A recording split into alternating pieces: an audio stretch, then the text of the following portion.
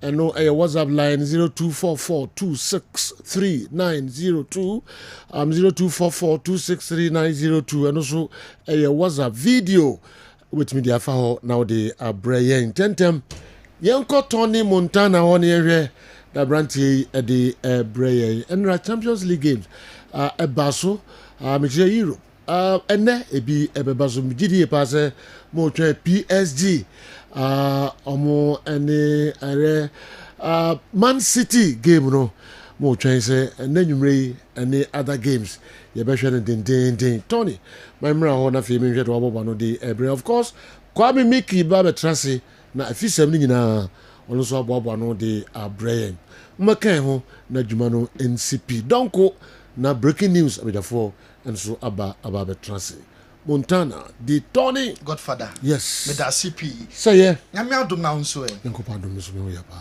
Okay. All right. Yɛhwɛ nsɛm a ɛkɔso ɛwɔ amonane yɛnhyɛ aseɛ ɛmfɛmfi Dortmund aso ɛyɛ Dortmund ɛnya sake ɛyɛ Nuri Sahin ɛno ada ɛna mo communicate ma coach ni sɛ ɛmpɛmpɛn so na Dortmund ɛkɔ no ɛnya mo level ɛno no after ɔmo 2-1 defeat to Bologna ɛno ɔmo na ɛhyɛ first goal ma Bologna ɛbɛte hyɛ ɔmo ɛnɛ yia ɔmo de statement ababɔnten sɛ Nuri Sahin dwumadi no ɔmo agye ɛfiri ne nsɛm coach a ɔbɛtumi a replace edin ɛkyɛte no Erik ten Hag Man United ɔmo former coach no ne din pa ɛna ɛdasoro yɛnkɔ Saudi Arabia Cristiano Ronaldo guso a ɔtrend ɛwɔ Saudi Arabia fiwei Ronaldo pɛsɛ ɔgye goal king no ɛwɔ Saudi ɔmo Pro League no na afei Asia ɔmo Champions League no ɔde ne club Al Nassr ɛgye ɛno a league match ɛkɔɔ so Al Nassr ɛkɔkye Al Khalij ɛhyɛ by 3-1 Ronaldo ɛbɔ brace ɔhyɛ 2 goals ne goals no ɛna ɔhwɛ ɛwɔ Kessben so enti ne football career no ɛna 2 goals no ama Ronaldo areche 919 goals aka 81 goals na wareche 1,000 goals na currently players ebobo no Ronaldo any player share more goals so far on the leading goal king no share 13 goals our Saudi on a Pro League no Mitrovic our 12 goals Karim Benzema and so share 11 goals na enra Ronaldo ni rate na onyaye no 9.1 over 10. Hey, Ronaldo when he age 39 years na obobo etimi enya 9.1 over 10 dia ene na the level no enso e wo slopa enra match no and who goes and our hair our Kessben so until league log no Al Nassr abeda third omo 11 points behind leaders Al Hilal omo a football club no yanko UEFA Champions League enra our Portugal Benfica and then Barca match no and will be a can want some game no how a 10 up na qualifying year ni da set Barca at a form 4-2 out of the 73rd minutes now so Barca ebe stage La Romantada from a year sub points no na amobetia share by 5 goals to 4 no obi a Barca Basso na unim say Barca Champions League no omo ashe 25 goals so far omo last 6 UEFA Champions League games and in the UCL what they compare La Liga na dia Barca more in the Champions League no e da sonko kra what they compare more omo or La Liga no omo share 5 goals etia Young Boys share 4 etia Bayern share 5 etia Red Star Belgrade share 3 against Brest 3 against Dortmund and Enra 5 against Benfica. Now Robert Lewandowski the last UEFA Champions League games in Siano 9 solid goals and washe brace 2 against Young Boys 1 against the former club Bayern Munich 2 against Krasnodar also 2 goals against Brest and Enra Obo 2 against Benfica. Into Enra, all the goals are appear free Barca and the Benfica match now here our Kessben television. So Barca we need here Nelson a game full of errors, especially goalkeeper Shazini and now Barca goalkeeper no now our committee penalty now appear free the line. So any opponent player by clash and no Barca actually so a win here by 5 goals to 4. Also goalkeeper no yeah mistakes. Full of errors. Yeah. Game there. Yeah. And from some no wonder say team 9 goals. Kick it to Rafinha. And no them from Swanko. Well lead 1-0. 1-0. Number 1-1. Yeah. No be lead 2-1. Number 3-1. ọmọ beti ba ko na 3-2 na mo de ko 4-2 afedi 4-4-5-4 where me na teams dey do beti don't you Chelsea goalkeeper na oyem from so pin at a point in so save ba so after the game I said 6 months ago na Rarita say or enjoy the playing life football na was back na or enjoy probably ntie Chelsea goalkeeper e ma Barca a game full of energy of plenty of goals, freak accidents on both sides. So very strange and emotional game, but we're very happy to win. A few months ago you were in your sofa waiting for something, and you are now one of the team who is favorite for the Champions League. I don't look at it that way. Because there's a long way to go in the Champions League. There's a lot of fantastic teams, and we're going to have to be at our very, very best to even compete in this competition. So yeah, for me it's been a big change the last 6 months, but I can easily say that I'm happy with my decision at the moment. Last question: how do you explain the difference of Barca in Champions, in Liga, in Cups? Barca fans. Me uru mo say omo jenim gwase yeah sanko ye 4-2 no afedie mo me come in basokra man krobia the minimum dey cost of platform Real Madrid and Barca they omo share 6-2 yeah me neighbor okay just say omo share take no yeah the first door the first gate no me say no so how can them no unlock me bomb bie and me pine as sports show no so enra na oye pandits ono so kasa ye if a game Barca e win 5-4 no. What I was trying to say is when you go as a coach in the dressing room after, you're not going to be too happy about what happened in the entire game. This is what I meant. Coming back, doing that is outstanding, but a lot of the goals came on mistakes. So what are we talking about with great games? A great game was Atletico against Leverkusen. That's where you dig in, and that was a great game. Now, I said to you, if you go back, you watch the goals, you almost don't want to watch them. You have to go through what we didn't do well or not. That's the point I was trying to make. But to Jamie's point... Are you point... listening to that case? Yes, I was. Thanks very much. Sorry, Henri, so raise point very, very interesting. Sir, Barca really fight for be about my so. Now, so not any great game. Great game, Atletico Madrid. From a goal that Leverkusen in 2-1. The entire Okasa say Barca match no na errors no from so na draw so inti manager ne publicly Obeka say na niaje na so tena se na analyze ya on said that any performance Barca e dey my over 90 minutes no na enye performance ye because errors and from so no na ados ye papa we any sama sorry Henri manager say na coach France Olympic team no or a Barca former player or Arsenal and so Pensama or no and so Eddie Atujua na Rafinha and I was turning him right after the game no and Tokankwa or no any Benfica for no na any easy also no Obuade pa say or respecting now or respectful or they respecting so or disrespectful brutality and after the match for dinner time nema ono so kodi o matem antakwa no enso esore ye enra de course so tananim no na enye easy cry ye beto so e wa Atletico Madrid enra da owo Civitas omo any Leverkusen e boye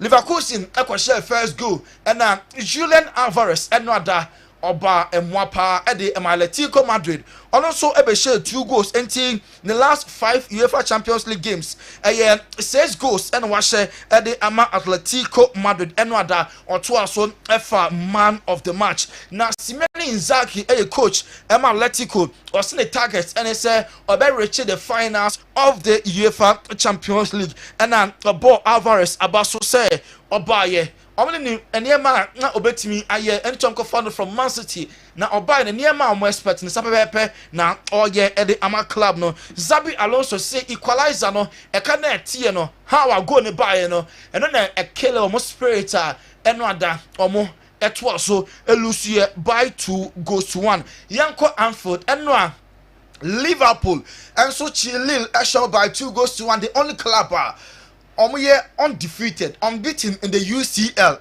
Liverpool and Rada. Match any goals are appear free mono and now our Kessben television. So Mo Salah and now I share first goal at the Emma Liverpool football club no into UEFA Champions League. No Salah was share 50 goals now after the game. Ono Ekasai, Jonathan David, and so a little player on a consolation goal no and Momo afterwards no Mo Salah and Jonathan David. Amumienu Ekasai. It's a different manager and different players. Yeah, we have like 3, 4, 5, 6 left from that squad. But I think we have a good talented players working very hard. The manager also have a good idea, so we just give it a try and we see. 50 goals in the Champions League for Liverpool. Can you hang around long enough for another 50? I'm not sure about that, but I will give it my best. Player of the match again. Thank you. Bit of history, Mo. Well done. Thank you very much. Thank you. I think there's some positives that we can take from this performance. We 2 players, Mo Salah and Jonathan David Enra Omumienu. I'm final mo street no goal scorers no and now our Kessben television so Mo Salah actually 50 goals and then session be say Kobe stay na washem one and also onye so sure now so obe giving the best until say obe free Liverpool mo club no and so I'm etimi akọ na and another game ekọ so Bologna and Dortmund ama Nuri Sahin while so na Juma and Dortmund ekọ share first goal and the second Gurasi na penalty and Dortmund they take lead no and Bologna afre chire ebetete ka ehye 2-1 Dan Ndoyi Bologna player or some match na omo pese omo win e mo fans na ampani ampa eboa wo mo e ma sa win we and so etimi eba so nti sa win we omo dedicate ama Bologna omo supporters no Luis Ferguson Bologna captain or say omo very happy with the results and the performance omo exhibit another and games outdoor so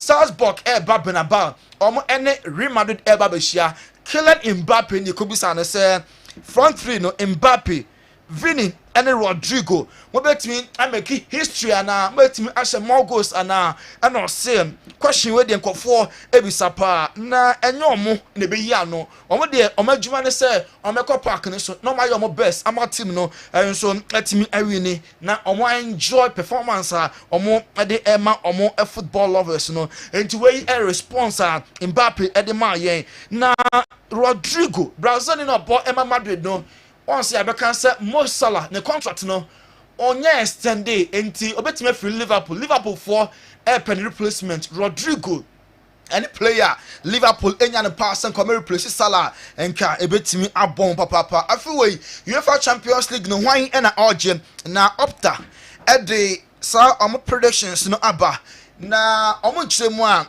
first Liverpool 22.22%, Inter Milan and second 18.1%, Arsenal third 13.6%, Barca fourth 7%, Real Madrid fifth 6.5%, and after at the probability the betimi agye for UEFA Champions League no ababel tujwa yenko transfers kakra na wouldn't say Chelsea demanded 70 million pounds for Christopher Nkunku Birmingham for the air pen na 70 no and buying for them person we to for Christopher Nkunku say January na okoto player 70 there at the Braka Chelsea so air another winger instead of a striker Kofo Bieka say Chelsea wingers need komo ya de pa omo a lot na komo first striker or ye out and out obi oye number 9 pamra na so as a Chelsea Garnacho did do with United player no and still on the Chelsea for say January omo ebetimi afano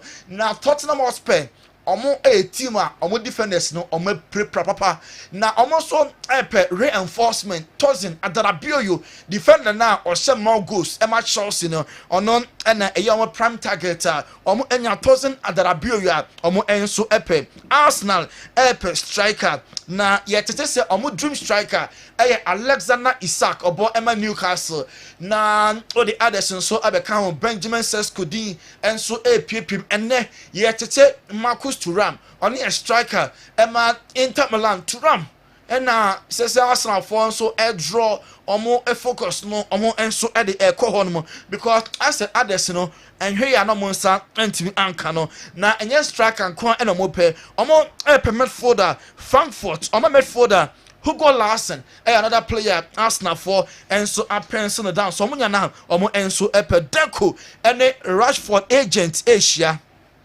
na Rashford pese or free United no bebo Emma Barca enti komotwetwe no Deco ene omo enso Asia face to face e Lisbon na United Patrick Dorgu the fella na bo Emma Leche no Man United offer 27 million euros plus bonuses. Now we some they call name 27 million euros the second eswa United first bid no ne club Lecce a rejected ya kwakuwie tennis enrada awian extra time be kai Sir Novak Djokovic with Carlos Alcaraz na enra na another 14 games obian ho a wetim atwa ne nwa ba no crazy the semi-finals of the Australian Open to wine and a tournament to OJ Eddie Esna. So God for the other Roman call 4 close on 7 aha and your day pim.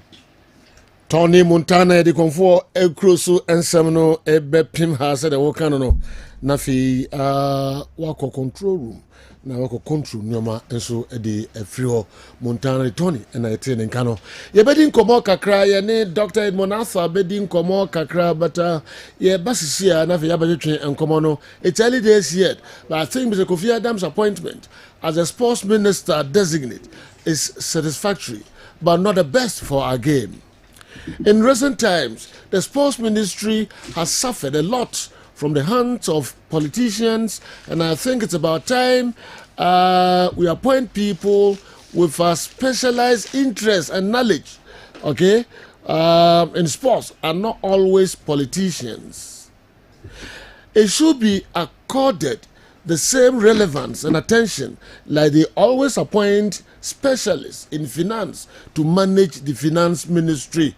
Justice Edway Efri Mampong, same Health Center, and so Abekayensa and Anopay Fadiga Maestro Boma and the way Abrayan Fadiga Maestro it's great to see DD Chief Omar and other Barcelona supporters excited about the team's progress. FC Barcelona is slowly becoming one of the most attractive teams in the world with their entertaining brand of football and talented young players. Wow. Yebeba na yabe hwedi na Fadiga Maestro Boma and we odi efri Ebrahim. Dr. Edmond Arthur, Balm of Gilead. Vinegar, eja vinegar. And as I say DS the mo eja vinegar. But udine so ina sam ketu akra. Balm of Gilead kakra kegina yade ben. Fakoho na doc enyimfiri won ne team no kura na manfo se they are usi assemble team no specialist for kwa ena mo ba ontino ni ba ko wura ho a umpie no na obia de nani ahwe ni bakro no so enya sam ketu akra umfa yare emfiri Balm of Gilead unya ho ayaresa doc tanko ponchira watin amen. All right na dey na dey brain ne yo sejo me da eja vinegar sejo me da say yes na me sure pa say wa ma ya kwanya kasese na afidie kasese yenya opportunity abaso ne Kessben media anope ya base ya na dey can say yegusua ye more education than medication. Okay. Adia ba ko a e wo se yehu pa ne se oman yukra yetimi recently ye ne anya papa Mahama the president I mean all ye ni ministers wetimi the minister for defense aba sene be ya eba Ghana in terms of your home Bible no ebe secure na nipa de aya de bia ya ka bibi se so bi benya wo pa na yare o Dr. Omane Boama edin no Dr. Omane Boama yes so bi benya wa na to say yare but na me so hu yam bo in such a way say na dom ne hu bro no aso yen so say pe akwankyere ene eni da ho bibre ya ye de be kan bra bo no ho no e betimi aboa ye ne ya ide ye ho afiri yare ho and you know say sad enemy to my be more to see the stewardship ɛka ho ɛno na Balm of Gilead for yɛ kyerɛkyerɛ sɛ yɛ nnuane a yɛdi no yɛwɔ nnuane a yɛfrɛ no protective foods a ɛno no ɛyɛ ntosodeɛ a yɛbɛka sɛ vegetables ɛyɛ nnuaba a yɛbɛka sɛ ɛyɛ fruit yɛwɔ nut ɛwɔ hɔ yɛwɔ seeds ɛwɔ hɔ Monday Mr. Tay with seed nutrition of which mekasa ɛfa pawpaw seed meka sɛ ɛwɔ the huge anti-parasitic properties about roundworm ne tapeworm because of caffeine a woman no etimi suppress woman obefa bibi te sɛ watermelon seed ma bebree na omo ɛwɔ menstrual issues bebree ada sɛ ɛbɛ amenorrhea menorrhagia anase you can say other ones ɛkeka kan wunya absence of menses eba bebree anase eba with cramps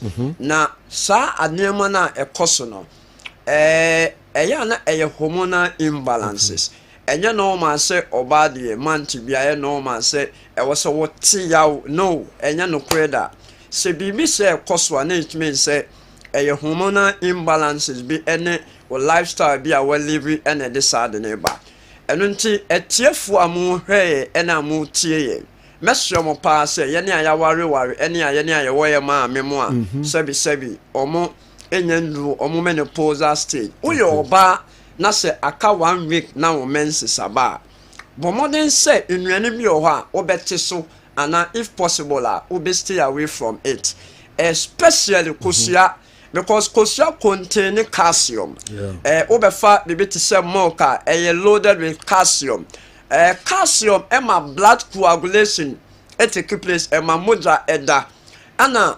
importantly no ema ni bebre ho a omo pe enam obewe nam bebre obedi more protein foods ebasa ema estrogen level no den ekosro na de pese ye ne se aka obe 1 week na o menses aba ti enam so say ye fish say ye you can say meat say ye dey na ma plant protein sources bit to say bambara beans maybe to say French beans say dey salad mushroom emremo no mama or spices bit to say you can say cinnamon cinnamon was cinnamic aldehyde and a cinnamic acetate what the yeti na no more boama moja ada aklote no banoma why you tea no crampo nanka the BOJ vinegar egumu ebasa ubenya o menstrual ubenya secured in terms of how your menses is supposed to come now we your ba no obomodern say watermelon seed na ore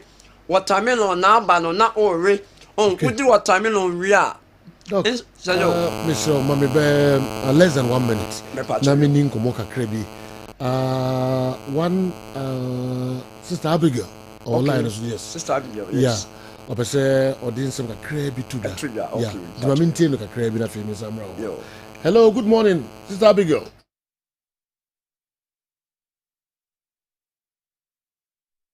Good morning daddy ka so hoye yanko pa do me hoye pa na so ho te say nyame adom me hoye pa de yanko pa asina Abigail ka sa free Pacha make a free or Yarifa Accra, right? Pacha Accra Yarifa. Okay. Enti dia na pesa odi tuja obi eti obi aso ehwe de koso. Pacha yo. Ipese mi tie phone na omutie mani anata we. Adia bog vinegar no aya mame no. E bro agini nti ase so. Me dia sidan tu me rade. And I made that doctor to us say, Sarah, this is the man in the way, out in the vinegar way bar, a mamma and to sell a day, ya, near what then you numa. Now, maybe my father who dear. Me testimony Kakran is saying, now me who found I was having a menstrual cramp. And Nancy did do one dance here the training. It's me cramp your mammy crave you. Me di buy no and I me bomb pie go so and I me catch her this say nipa na ye but me srano o man na yare sa to me no bonra bog vinegar ni mo mame Ebra me no me. Mesha kram dia eda me tu bia no. Onam so no sami yare. And panso sena me didi atire me no me ye ne saa no. Me ka kire o niama me di mani se ehu ye no. Na ebra gini nti ase so. Asa se manom no.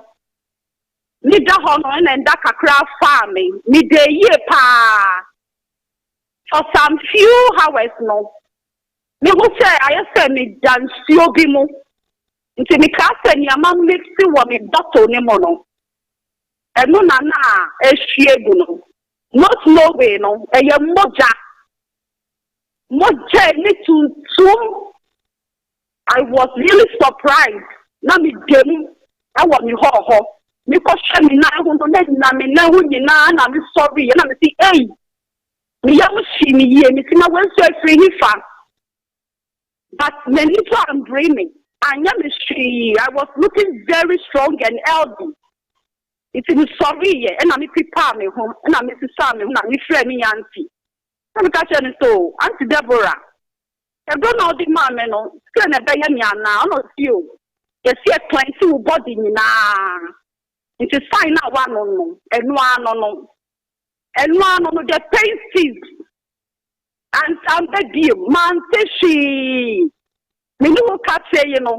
Everyone, me friend, no MPN. Everywhere you go, no sign. Me man, me na bisa phone na ya chiatum. Wow. Yeah, me man, me no see or down to me that na kuma bo. And I'm suma me man no be na ma sound friend ni panu. No tobi woni ho. Me man ya dance yo di man me no see na me sorry ye no. Me koto je na ye me ya no. Se ma kuma no. Se fa hi. Se ko hi. Me see that doctor me that was see. Me di be tell for you na say ye da see. And there are this so see. Wow. Okay, Abigail. Yes, but that's Mreno and is central. And can be more Casa because doctor, so Abigail can have some good one. On was here drew. Yes. He kept saying say drew, but we don't see near drew a food product. And somehow they don't know. Abigail that's a pa na your chair or yare for and so any I won't cry. And so I don't know. Abigail is more there to do. Yes, or my pressure then no the secretary and says a name be a man come but me pese me clear system ni mo kakra. The fact is say what dear gunsuo ma one no na aboa ne nche say a menstrual cramps drew. Yes. Me pacho montie me ye pa because you mu be ne yempe ho asem. Okay. What the gunsuo na wo no ma aduane adru. Yes. Enti what the gunsuo na nom na no kunya sa results na. When yan results ne bia obi de gum ne tie pan na ba form ne kotodwa ye ne ya ayewe a eno nche say ye kotodwa adru. Eno nche say ye menstrual cramps adru. Enti me power chow pa say wako hospital doctor the word drama what to adru bi so a wo de nom na fa gunsuo mo nso nom wo de how use so net and would go bottle na on no kwampo na inso na wa utimi de no mu wadru enti me pese me de ebisia no so jo enti me conclude no na de me pese me kan say oyo oba those menstrual issues no ebi o ha lifestyle lifestyle no so enye enepe na aba ade a accumulate build up enti yambo modern sese ne ma churchwe na ofase na mo a turmeric prekese ohun cloves pepper be 5 na what the hot water go oswane so wabu bio gene media go sometimes ginger sometimes lemon rain whether vitamin C extraction na wonya every those nnuane no na mabobo ne mo no ebeboa ema ebesa serve as ade a ebema blood circulation iden article play na sign detoxify enti ense so pa no nche se use we no na fakoye wa woni ma me so no ni se ebema no ebeboa no afa sa kwan so oh yes enti wo no ma wo de no ansa wo de no fagu nsuo me na no me professor bi o lego asejo na we diabetic of metformin anopa ni enyume sejo best 4 months in from October or no do that because when him enya Beninga no kwane boa no otie me nkyerɛkyerɛ a me de man no diet control plan no we no ana aboa no enti yakɔ de ya pese kase na mboa Friday mega health screening ne blood donation exercise na ba so KJT Dubai ye ne confirm no chefo eno nti be stress mo metwe moda na mo nsanso check ma pom den oba ase ha bi o Jim Beninga no ebi wo Kessben FM premises ya no say Mr. Martin ene blue ene me brothers mpemfo ni na ewo ho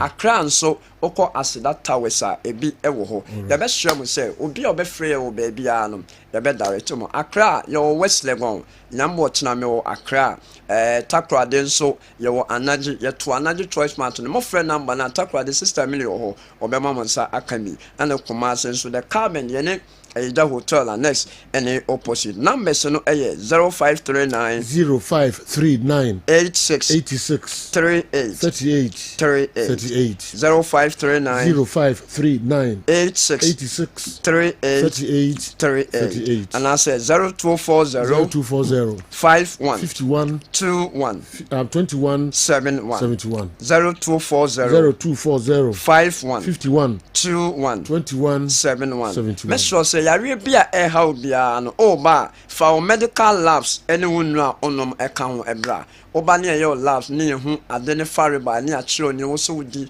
ene no ye organica ye de be ma anom account bibia ko ne na bibia fa nse jo ye ko ide na ye kase nyame hwa aspem ana strong man nso ewo ho se jo me jira me na so once no pe ebra miki eka ho ase ose menchina me naso one wifi me dey wifi channel no wifi kwadia that just every day menchina me naso yes okay doke we da see na mo friend numbers no afi nyakopon ya duma ifiada no wo twi pepa no pa na ehase e wo KJT Dubai mega health screen na be koso ho no wo de bra na nyakopon be fa saade no so sa adwuma no so na the how bia so we ye free ho de ama KJT Dubai ai Mr. Faho na Bab of Gilead nipa odi omo ba ho no na sam ketu akra oba bia free training kopem na ase bra shi omo KJT Dubai ho na me ya aduma Friday anopa no watch pepe doke be das pa sejo pacho I salute you be das pa all right enti monfa mo messages no emra Kessben television Kessben 3.3 Kessben 92.9 akra ejafo AC form na fei ya biebie ensem no mu kakra e de amount fadiga odo di aba yensan enkan ode no ebiom yenko the next one my name is John Maxwell Junior from Ahafu Kenya say number 2 new side phase 3 na message be na de kan ho bae o de udini babia wo nyina ba but one for message bi anka ho mfoni no babia wo de fa no yentimi mfa ho the only ministry that needs specialists in the sector is justice and attorney general that is a person with knowledge in law or a lawyer. The sports ministry doesn't need a person specializing in sports. Some people only think of football when it comes to the choice of Minister of Sports. Kofi broadcasting and anyway and so Brian in Yasa Nipakrono Benya football and one background bia technocrats no ewo. Good morning, Sir Joe. It was alleged that the FA led by Mr. Keto Kreku didn't want Honorable Neil Lante van der Boy as sports minister. That's why it was given to Honorable Kofi Adams. How true is this?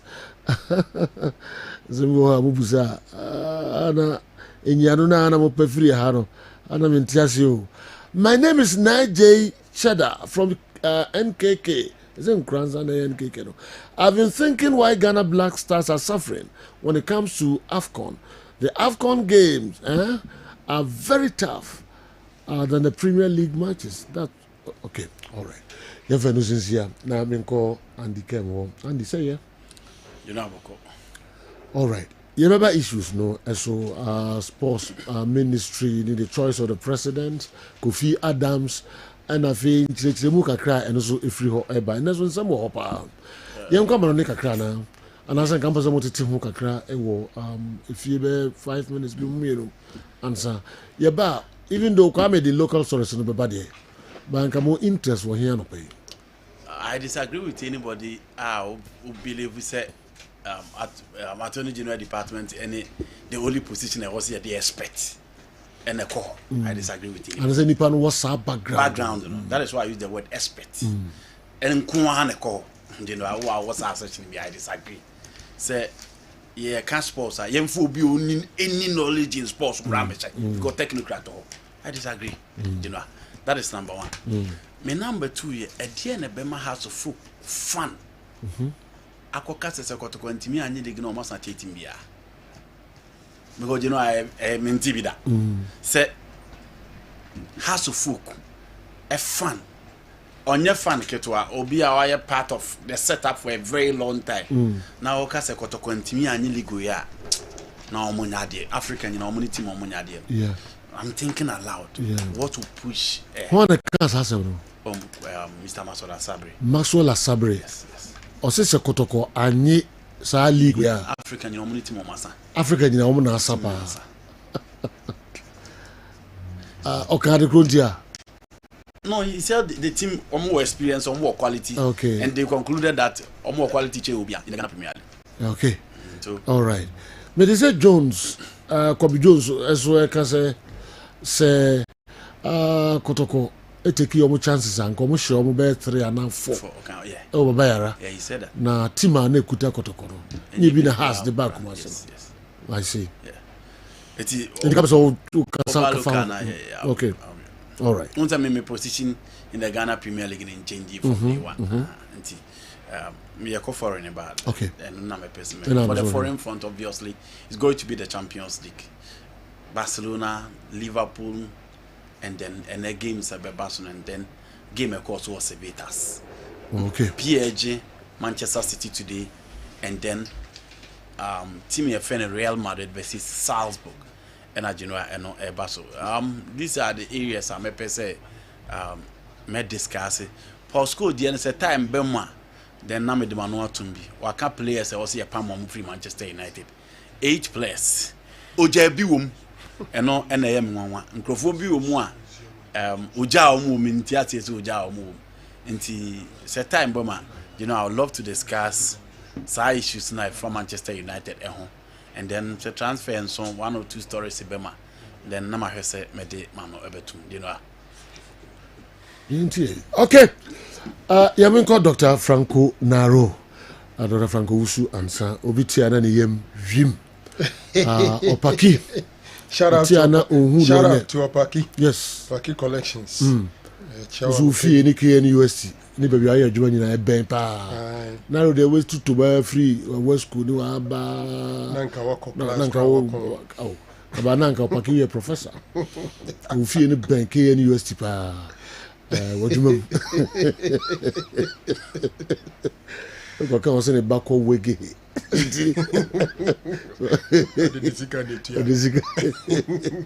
All right. General. Yes. Yeah. It's an interesting discussion, also, especially with respect to the kind of appointments. His Excellency John Dramani Mahama Adeba na yendi enoyana special attention is given to the Sports and Recreation Ministry. Andy has an opinion, and I also think that ministerial position, a managerial, into yes, so when you're expert, additional advantage, but I don't think say necessarily. As say oye bia like oye bi or honum, and you can ministerial position now to say sports and recreation. You look at sports, only I can't sports, any recreation at their boom. Sometimes back it was youth and sports, because the belief is that youth now are involved in sports, but youth empowerment is a crucial aspect of that ministry. General, sometimes we rise it through certain level. Now we acquire certain managerial skills. Ya na ntam fa ho bebre. Baby edo beko akoto. Ubetumenya take your chroma say bobo omo a yemfa ne say bi o my sports ministry no are relatively enkrofo so omo ya ade some of them na ro team ho yeah okay on say Andy no e ka say oni omo be ka say Yes, Enyadri. Nti also ne omo kasa na It feels that it doesn't matter. Okay. It doesn't matter. Good. Then the other thing has got to do with Nsema Masola Sabre kind of. Me feels that the one so it has in me. But se Kotoko quality saying has and that Kotoko what the quality any league na ebe yo mo yeah or it has in the messenger and the message in the but me sure any other person can say this season signings are Kotoko in the second round any baby o madru Kotoko any league na ebe no na Kotoko san minister any pan be adwo Kotoko should win the league but it's the messenger and the 7 years na ma o chance to compare ni has here any de Kotoko here I nunti in the league na ye bono Kotoko has just 1 point before last 2 week 2 points sorry before last round week matches no na has that Kotoko top with superior goals into 2 points less than 1 match difference into why would the house of a person say Kotoko anya o masa no bebu na ni egu so yes chire say a kwan bi so maybe uba ye be hwe wo kaka nti mam fe no so nko amono ne de me hwe Champions League about 3 quick stories Paul Scholes 8 players of Fulham say United eton then Kyle Walker on the verge of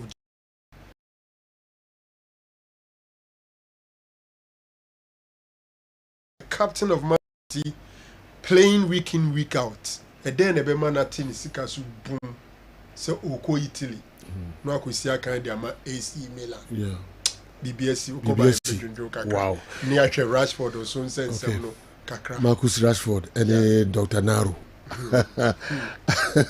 Dr. When Edina Chipa yes you know okay my perception about the boy changed when I went to the city of Manchester na many obudo ne nam no obudo o ye ne se ne boss no ye Indian omo toto ifie ton and now obi person ton ifia now driving around town a diabe 6 or chem say we no me Marcus Rashford there no it's like wow he's a rich boy wow sikana very rich giant buildings I see this is for Marcus Rashford in prime area wow all right young comrade na ye medisa enkomoyi enso enyina new chief I'm 42 ho yeah but why would somebody say Kotoko Anji League now omo failure and the West in Africa na dwen say Kotoko quality no wasoro pa quality bear Max Wasabi omo ye hasful yeah o kana me follow wasoro enti no say Kotoko agi na omo ko Africa ko perform enye sa na Kotoko anya de kra na Kotoko share omo wonkra Kumasi ano na say Kotoko share no less than 3 goals because omo quality no mo de buy ne Kotoko do omo so parody na almost quanta chances near the just say omo bono ya so far has of folk need existing quality collectively I feel the team no coach Aboka Watara or Sheshe so omo need existing quality collectively say team near kabom no quality and say it's a new team a coach no Sheshe it has to take some time in my opinion 2 anya has nkwana ne Kotoko operate it is so obo has a train form kra no it's of 1 page the other teams you know like 16 or say 16 oh league or Kasa Kotoko quality was so clubs ni na so so chere and the Esa Kotoko league nya has nkwa oh so ka say on omo boy no that was the basis of the argument on omo boy no minister after half game quality dey kuta omo no yeah the by extension of so chere say a bro club ya so that's so ka say has Kotoko and Tope has and nanko he's only doing comparison between Kotoko and us okay but all the 18 teams you know he thinks that Kotoko should win it so meaning for him Kotoko has better materials than all the other teams. A very unfair statement to the squad and to the coach. Okay. Very, very unfair statement to the squad. To squad, baby. Kotoko squad, no. So, because more quality. Yeah. There's some to league. Yeah. Unfair. Or top pressure, they are my boys. They will implode in the final. You know, comments never come with him. They can't match up the pressure. Never ban. Or be implode. Inspire no. The one go project now at some point pressure le call team no swama one go no be fade off cra. If se bibi se serve as inspiration there. Mo shaba ko mo should be count then a TC from zero coach.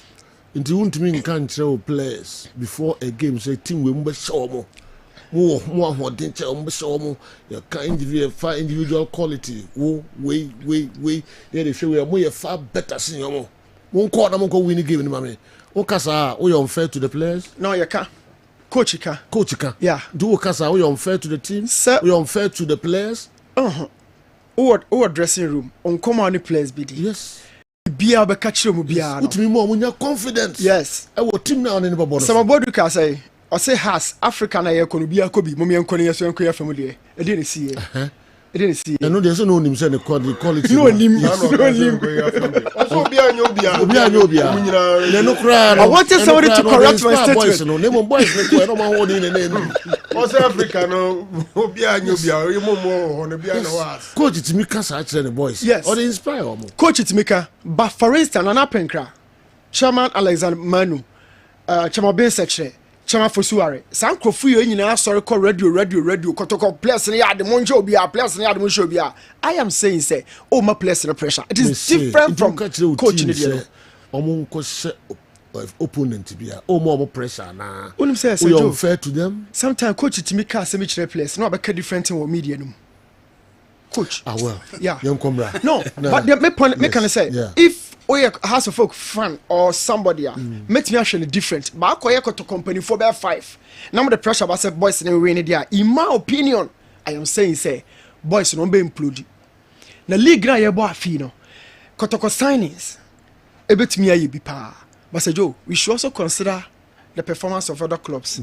Okasa wo tu fie wo hwehwe wafuo na wan twe kwan hwe ba bi obi ya you be obobo boys na ba so kwa. All right. There's only no enadwe. Let's say quality no your teams are quality no so check kotoko. Collective quality. Because your teams are more quality. I was so check asante. Yes sir. Oh, okay. Okay, teams like Gold Stars this is in all collective quality. Okay. Nations this is in all collective quality. Okay. Yes. Okay. All right. You come right now. Andy, are they? No questions in there, no questions. No. Harmless questions.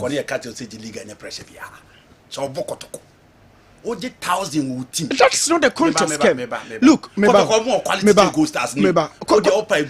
quality no chem too. Quality no chem too. Gold Stars I follow Gold Stars. Who follow same. Who follow Gold Stars? Who follow same. We are not doing individual. How do you say oko individual? Maybe say okay, my main correct me there. Maybe the collective put the team together. Men pick back. I didn't do that. Okay. Men treat here no. Man fan back. You are not being fair. Oh, make a team say you can use your criteria to judge results as a team. Another person can pick a different criteria. Besides that, can collective, but individuals they make it collective. Say individuals need good as a matter of time they can have collective quality. So all in other time, Obika quality. Yes, we better squad individual players will be a quality. Any team ne boat a boom send your mutimi boom na omo quality no sisitie me assure say currently no common o depending on only collective quality but say because say you say team the moment you are talking squad about club no best players yes individual qualities are major I was a bit time partner can never pon 2 and 3 goals okay nipa no can 7 no yentie the oka pote yɛne na di nkɔmɔ no pɛ Maxwell Asabre yɛnhwɛ dɛ ɔde to yanim ɛfa asɛm no nyinaa wɔntie Maxwell Asabre Altman fa kɔtɔkɔ agye league wey this year ekoto di Altman fa kɔtɔkɔ agye league wey this year na kɔtɔkɔ ni team a wa papa wɔ Africa ha se players a kɔtɔkɔ assemble now ɔmo yɛ mega ɔmo nyinaa wɔ experience ɔmo nyinaa nim league ni bɔ ɔmo abɔ bija na ɔmo nyinaa so ɛyɛ mfan sɛ top notch players ɔmo assemble ama kotogu mu no sɛ ogum ɛntuma fa kɔtɔkɔ anyi this year's league na kɔtɔkɔ yi team ɔmo stop the whole world mi mu team a wasasa nti plannings na ɔmo ayɛ no ɛyɛ stronger than any other club so currently ubutami a kɔtɔkɔ assigning better players than every other team. I expect Kotoko to perform according to the signings and all and the league can be there. This year, the coach told him, "As man, Fakotoko G League way this year. Fakotoko ni team was Papa or Africa." Maxwell Sabre here cover the Sansevino no the two Jano. Okay, and say opinions are divided. As no dear, so Andy dear, and a doctor, and so they are the Bray. Say the corner individuals na team. And I'm individuals na team. He was referring to individual players. Yes.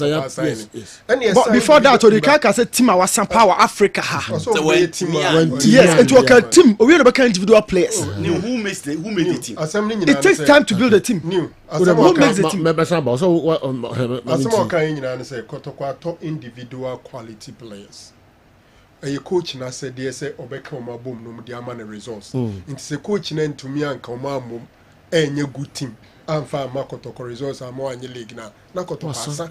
International Kenya, he is talking about quality individual players so many team being assembled by management by the coach, and it is the coach's responsibility to ensure that these individual players play well and get you the results. So and to me anye sa na chese was sure. That's how can And I may say, yɛmfa individual sɛ manya Ronaldo saa 11 yɛmfa mɔbɔ ma no nyɛ yie manya Ramos saa 11 yɛmfa ma no nyɛ yie it has to take a time and this is sabres when team man na nyɛ team no amfa nyɛ league na saa players na ɔmanya no quality no was so che obi ade nti ɔma no nyɛ team no amfa nyɛ league and I say first of all quality na can me disagree okay ɔmfa nyɛ league no ɛyɛ pressure not disagree okay Yankomra. And the also saying, also board the end can say, Newton had the Kotoko man so coach now I nearly got him say a bepam.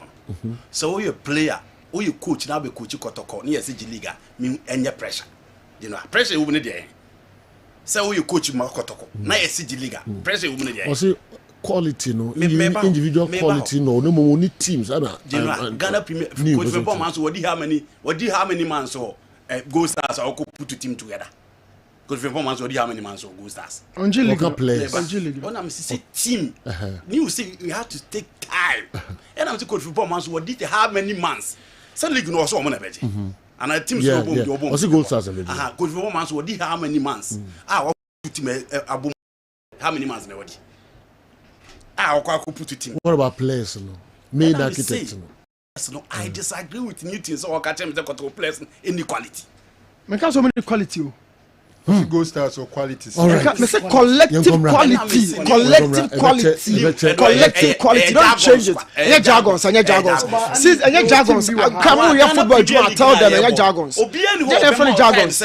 Build a jargons area there. Any terms. Collective quality terms.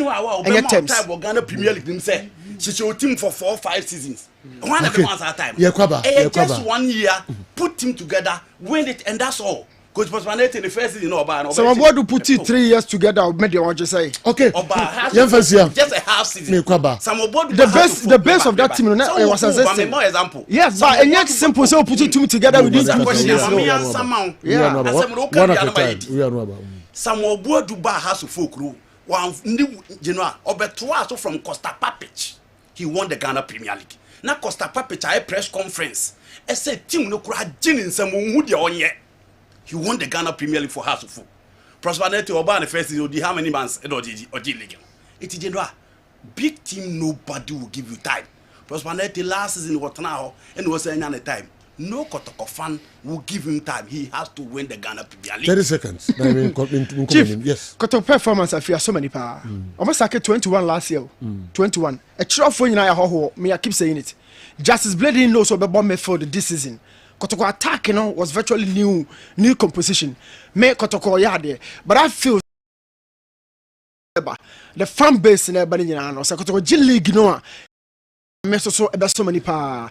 But some Casa so man, it will be the worst team in Africa. Had it, said Joe, and Yano Crowd baby. Season at Leicester City, a G team, a G EPLC national.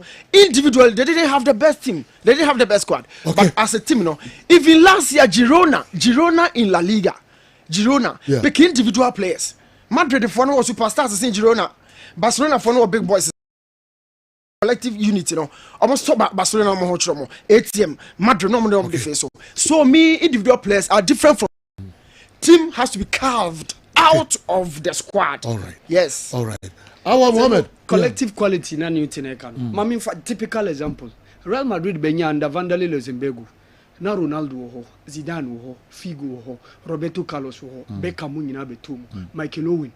But yo check when the likes of Casemiro ni Cristiano Ronaldo mo bemu. Omo dominate Europe. But compare the first squad no mo when it was stars. Quality no not Zidane mo squad mo bro mo so bebre. Into ni maso asabre nya adwen. There be make count collective quality. The team you how betime good players, but quality no collective. Into ni Maxwell nya adwen say kotoko quality. Also man ni league na omo na South Africa. Say omo na South Africa the men ni nya adwen. Okay. Say omo na South Africa. No omo na South here. The whole Africa. Okay, maybe. Okasa. No just the whole of Africa. But no person just omo sapa. Menene nyaje.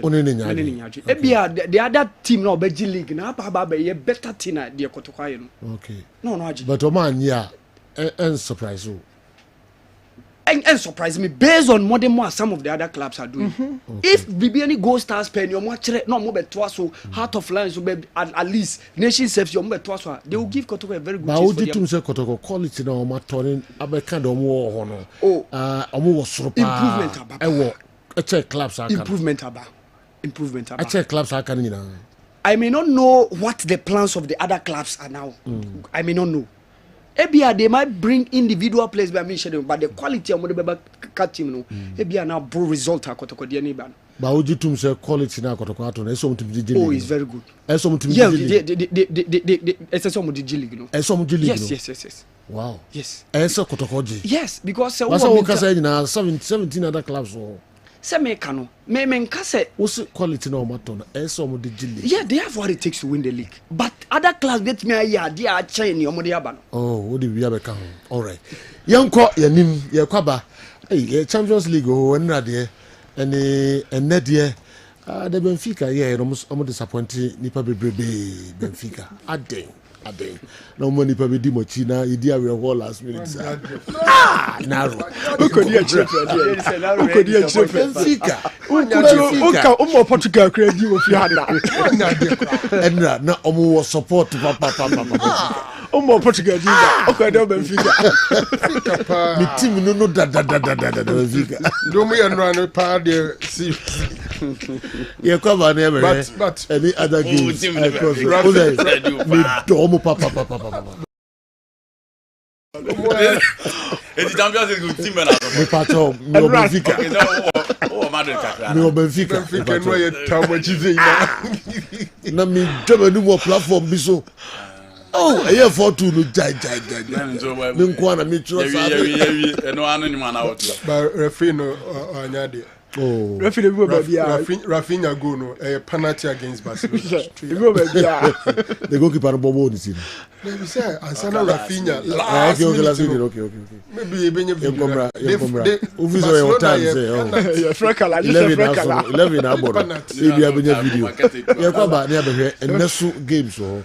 PSG in Man City among for every sa game no and so pa. Na Ghana Football Association the Nsembia Tuja the afa coach Samuel Bodu and so on charge no.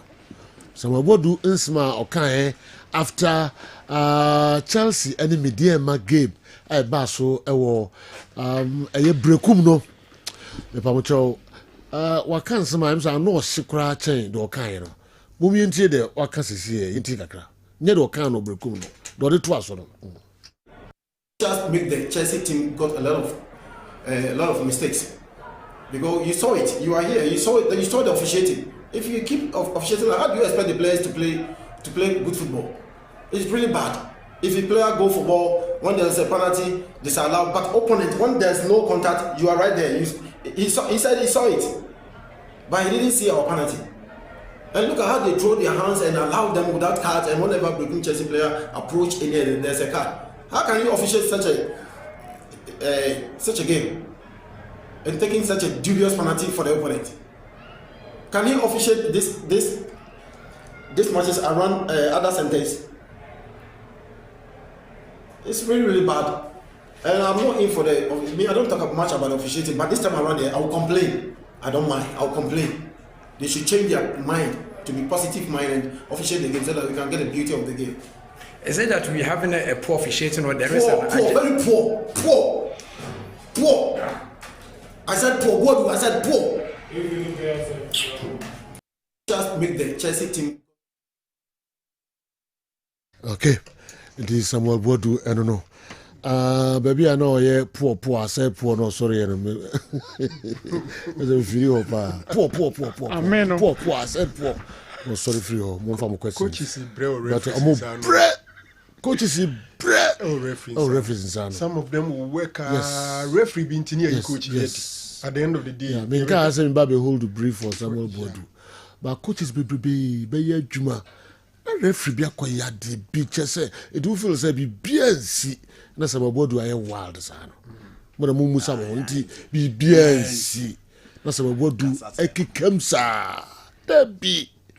But no sha no and check kra and Accra Lions ekike musa against a friend say Dreams FC Accra Lions nyakopon na ye adom ene nya videos omo kike musa choro nsem bebrebe kr ya charge omo by video no be support you know hey referee ya nyere Wabra video bien who say video ya show referee dey na hano obi anya ne the next a year wo no na ma referee another yes on sanko handle game. What is this GFA? What is this? Yes, in the good time in seven ya charge Samuel Bodu. Brokum Chelsea's Samuel Bodu has been charged with breach of Article 34(6)(d) of the GFA Premier League regulations 2019 for comments made about match officials in a post-match interview following Chelsea's league game against Midfield.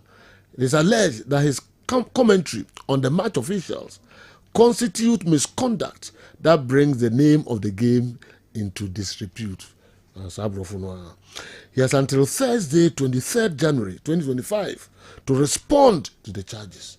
Into your and na you know onfana no yemra and I asa charge Brokum Chelsea so nkwa into no yakoba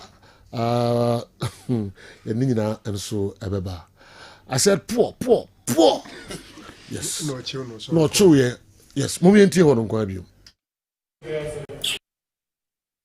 So that we can get the beauty of the game. Is it that we having a poor officiating or there is very poor? I said poor. What do I said poor?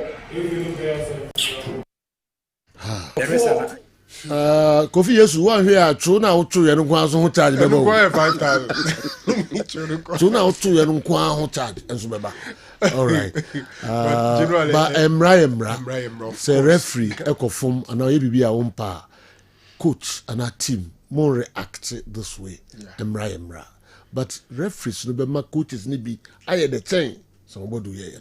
I'm telling you, Obiedipa. You see the whole Obiedipa. Yeah, it's sad. Hey, 11-5. There is no way the FA will not charge Samuel Bodu for this. Yes. And I don't think that Obe pass it through without sanction. Yeah. But the bottom line is that week in, week out. Wow. Kofi Adams, ono ena mampeni you know, say sports ministry ho, obeba na wabe head ho. Obe fem ewo vetting, omo maginatum. About a sports minister, sports and recreation, right? Enti say Kofi Adams essay won't say jama sports onim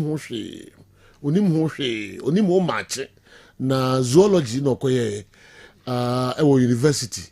Enti no yemfa no nko zoo. Onko he onyini ni asono ni ade so zoo. Kofi Adams say ya no kakra, mo enti ono so kakra. Players to play good football. It's really bad. If a player go for ball. Okay. I'm saying to kakra wo. Mumi enti Kofi Adams. At the beck and call of Mampini. Okay. So I can say, all okay, right. me small. Yemfeno NCA, but Randy Abe, Dr. Randy Abe, sorry, no yapa, honestly, Mampini, you know, Cocoa Board, or head ho, Wakasa de Afa Kofi Adams de ho, Mummy and Tia Nwanza, and some other a kafa.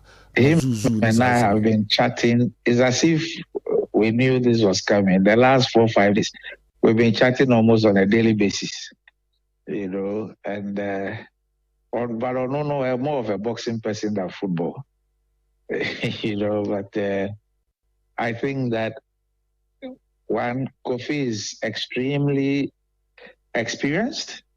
He's a very good leader and manager. I mean. He's very fair, but very, very firm. And I have no doubt in my mind, say he will go into the office with a very open mind. You know, that is an office I will come one share. The Alberti from Microfono. Now you can be so prejudiced. Say, it be a time I will realize, you know, now it be a lot of terrible mistakes. But I know that he's somebody who will go with a very open mind. And for Kofi, I think that is about delivering, it's about bringing success. And of course, I know that all what he will be about is about making sure, say, Abema Ghana, and I'm sure that he will treat everybody fairly and he will take the right decisions. And he's a very, very tough and firm person. And he believes in his convictions and he sticks by them. And I believe that he's the right person for the job. And I also, where is this kind of AE coming from? Or no sports minister, or no back to microphone sending to javelin. And I send a bottle task. And I send a yema uppercut to a boxing. What is really the job of the minister? Bola to be president of a football club. I mean, we must look at the responsibilities of the role. Yeah. And the responsibilities will determine the kind of person and the skill sets that fit the role. We are not appointing a coach. I cannot go and apply to be a coach. I won't be appointed a coach because I do not have what it takes to be a coach. Is this kind of all right, young comrade. Now, some Randy Abbey doctor or the two joining in an so come making local stories, no, Obama Yati Nenka. Your other stories are in an ya de Bremen. Enti Yanko Amonica Krabi, na Emra, Yafadiakan in Anso May Fisem, Kessben Television, Kessben 93.3, Kessben 92.9 Accra. DSTV channel 364 na fe Go TV channel 121 osa ebekain February bosome nda etoso mienu eka se stations ni bi ebeka ho Kessben TV Plus osa beka Kessben Sports Kessben TV Plus from February there etoso mienu Kessben TV Plus and so ebeba osa beka midfield action no eho and then one and say as a digital no you kakra abem from February 2nd ni na no be kama pa digital no unsabeka Kessben Asida TV unsabeka Kessben Sports no enso ewo Asida TV enti Asida TV ubenya midfield action Kessben TV Plus unsabeka Kessben midfield action and Kessben TV ne order than one so unsabeka Kessben midfield action Andy Kem you know and like a crab in the Sunya crab in 2-3 matches being count. Okay. NRI was a night of comebacks. Now you know your Champions League comebacks ni be a beer or different fools eba. Now because of time ni we remove pair comebacks yenya. You go to the level of getting a comeback in the UEFA Champions League final. In 2005, I brought Liverpool and AC Milan Eddie Ebomu after 3 goals AC Milan take it over no Liverpool back. Enwa so share air Portugal. Before Barcelona Benfica, nobody thought say Benfica team we a team or more the quality enough our mobility has standed the might of FC Barcelona. Not an exceptional Barcelona side because in the last few games, the Nieman Kuyi is second, City in the city. But you know, and no, a share game on us na Benfica announced so more presence and more being with me ready for the battle. Now just 2 minutes, and I said, you, I'm going to be near first goal. And the chair said they are ready. I'm going to first goal. And Chena Robert Lewandowski. And so Timmy Kote Kano, and my game near 1-1 game on. And that is where you saw Benfica say the individuals within the setup no make sure say Omubeyi Barcelona players now mo hard in every now metimi that perfect role at their ball game no because on the other side Barca were so attacking and they were not looking at how they will close the spaces ebe pushy the attackers of Benfica then out into omu taking advantage of the loopholes within the back line into share the likes of Carreras and Obitisa Antonio Silva, Otamendi, and then Thomas Arojo. The back line, and then Fiorentino Luis yesterday, actually said, players are no more Benfica now, but he still have the quality. The big teams were Europe, me pushing for him. And no, any Pedri, it was so delight to watch. And she says in the Barcelona back line, Kubasi, Kwamufa, Sukoka Boma. Omu etimi ekonya that goal no nti enro amehwe game na sema na make can say just last week Neba say Ronald Araujo Barcelona person okọ eti my friend Juventus but Barca fan baby believe say ohwe Kubasi na ohwe Inigo Martinez Eric Garcia at least no experience na the consistency at the back line was so nti also stay but say you enro ohwe ekwan e beda Barca defense wa Baldi was so attacking Konde was not at his best. And consider these 3 goals, no. But you know, and no move Barcelona players now. They continue. Actually, so fight. So Franco, this is the penalty I was talking about. Almost how many penalty in the view. A choir player and the fast so who any. Me who said certainly one couple but me who said maybe now me say me referee but me sure so because of the intent. Ne one can maybe them hear about ne one can. But he whistled for a penalty. I don't think it was a penalty. He whistled for a penalty. And this is not an ordinary referee. This is Daniel Mekele, you know, or a top referee in Europe. Champions League semi-finals. There was no contest. Yes. And his intention was to come for the ball. Yes. And our Uncle Crowd was at spot on. You know, game on. Barca decided so more back. A choir for to know being in say game 9 until Antolili ebe ball no. Emma Rafinha pin ball no to at Rafinha did the baby. The who answer ball na ba a ball mama so had a crochet 4-3. Then Barca decided to cruise and a one who Pedri ye. This is one year very good season in the Barcelona setup. But Enra one of his best games. I'll be who Pedri saw everything in midfield. It was between him and Fiorentino Luis. But Pedri on the ball said you not adding so bit me and stop on the ball. Look at adding the range of passing was top notch. The dominance playing in the control was up there, and only idea a have Benfica sa. O man moment young koni hua said you game no be 4-4 Shakona na Barcelona boy na hwe baby Eric Garcia ebe pin ball no eche and Barca de Frankie Dion by to add experience to the game and said you edu baby na Benfica for attack na don't we answer Barcelona TSC o machi and you give it to Rafinha for the last goal. Shekwen of us to take you on because so share the back line of Benfica and your back line no experience. Otamendi said you baby Otamendi abobo led you to the level of winning the World Cup. So what was Antonio Silva? He's one of the consistent players in the Portuguese league and one of the sought after centre backs in Europe. Chelsea be brave penal. You know ball this is the final ball and look at the timing of Rafinha. Shekwen of us you defend any frame and look at how he plays the ball. And in big games this season for Barcelona, Rafinha had been decisive. And that's why he is one of the best players in the game today in Europe.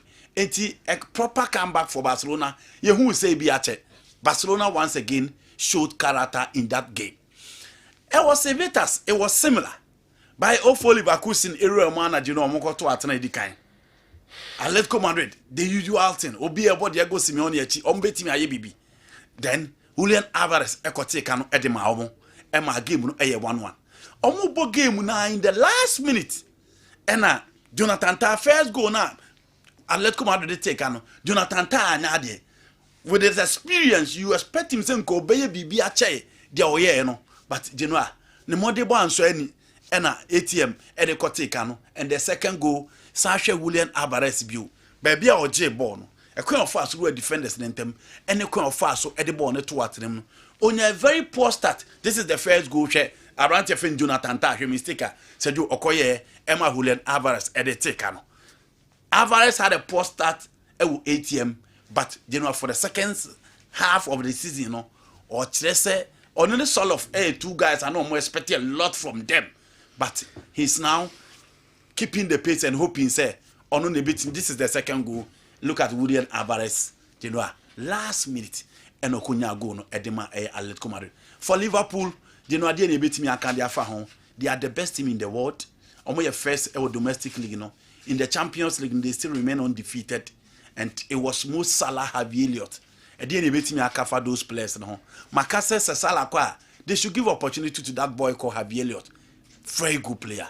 Salah, say in terms of goal scoring, you know, a bad thing. Born in a Hong Kong, or better at them. And a Juma and slot, no, said you. Or say a Juma no nim. Now, we are only hoping so, or more better to say, Nenko, yes, finally, no, Enko, Emfa, Enko Siri. And the two big games. Manchester City bought against Paris Saint-Germain. What was her PSG now who say PSG at home or Mohonyeding?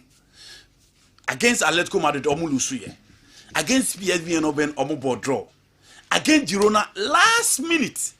And a Girona omutim a share near upon Crabby and omuchi team a friend Girona. Inti at home, team your friend Paris Saint-Germain or Mohonyeding.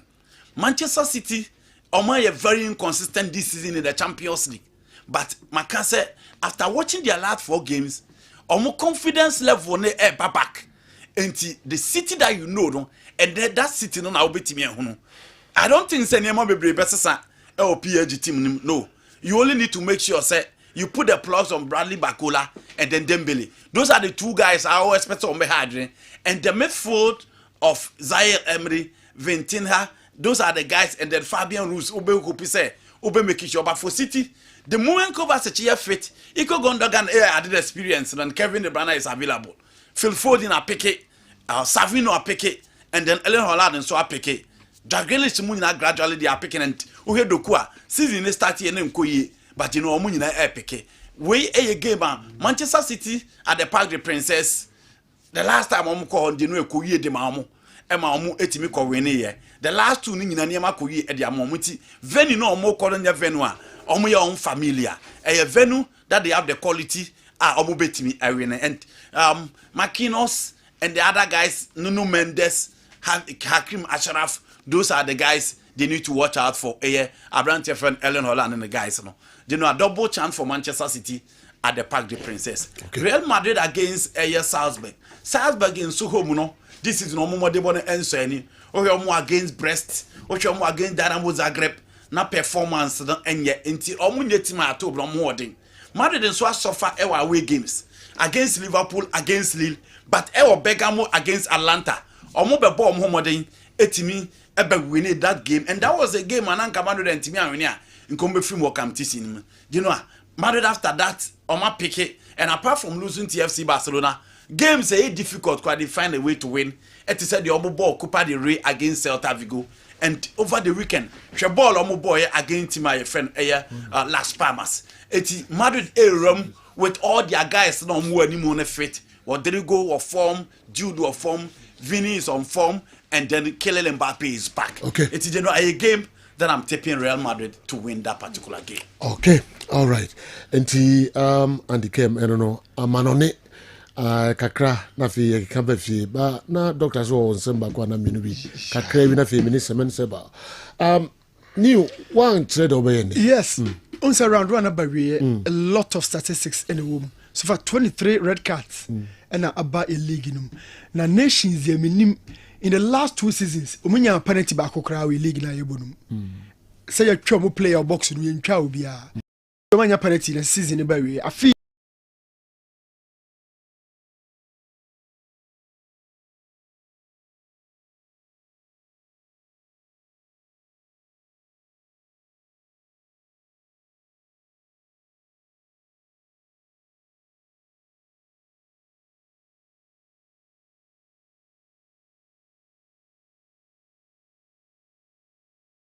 So first round no buano in a nutshell statistically. Dan come on you be due about no super. Okay.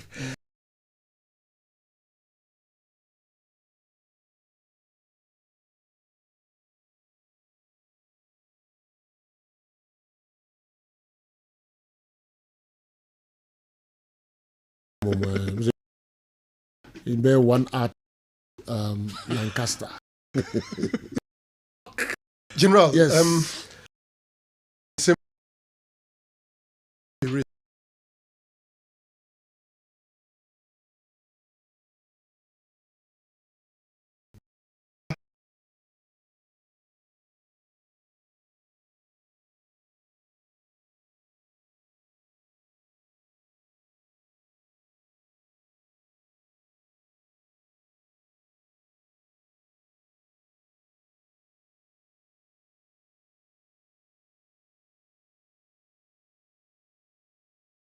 Team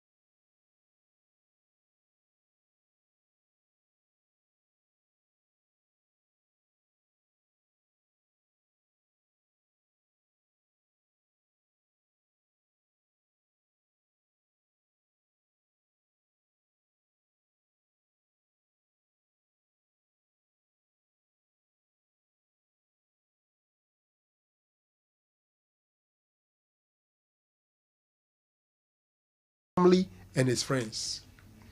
I say, Neymar no. O sembe brianko beka de afa no ho. O person can positive things about Neymar no. And no beka.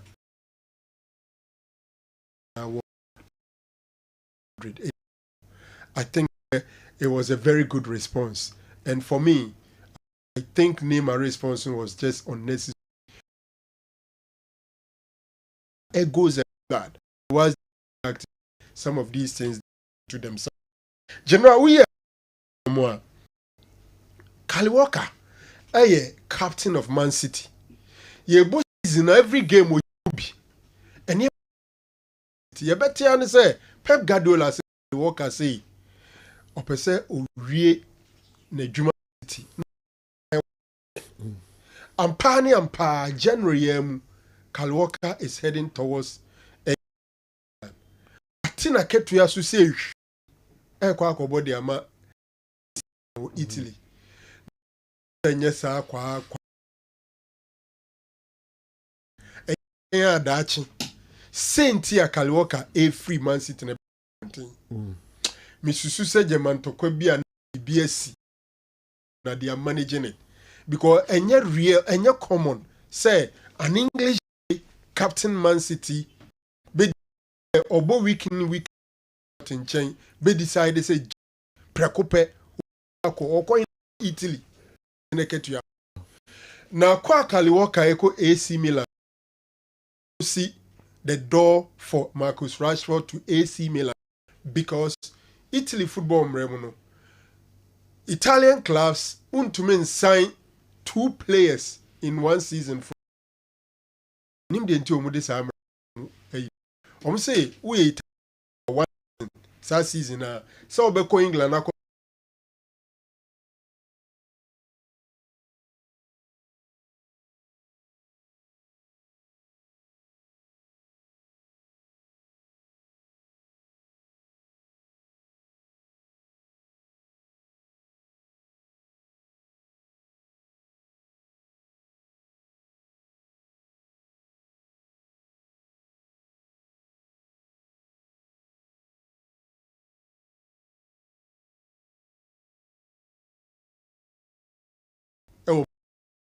and they be on backup and now say obetima compete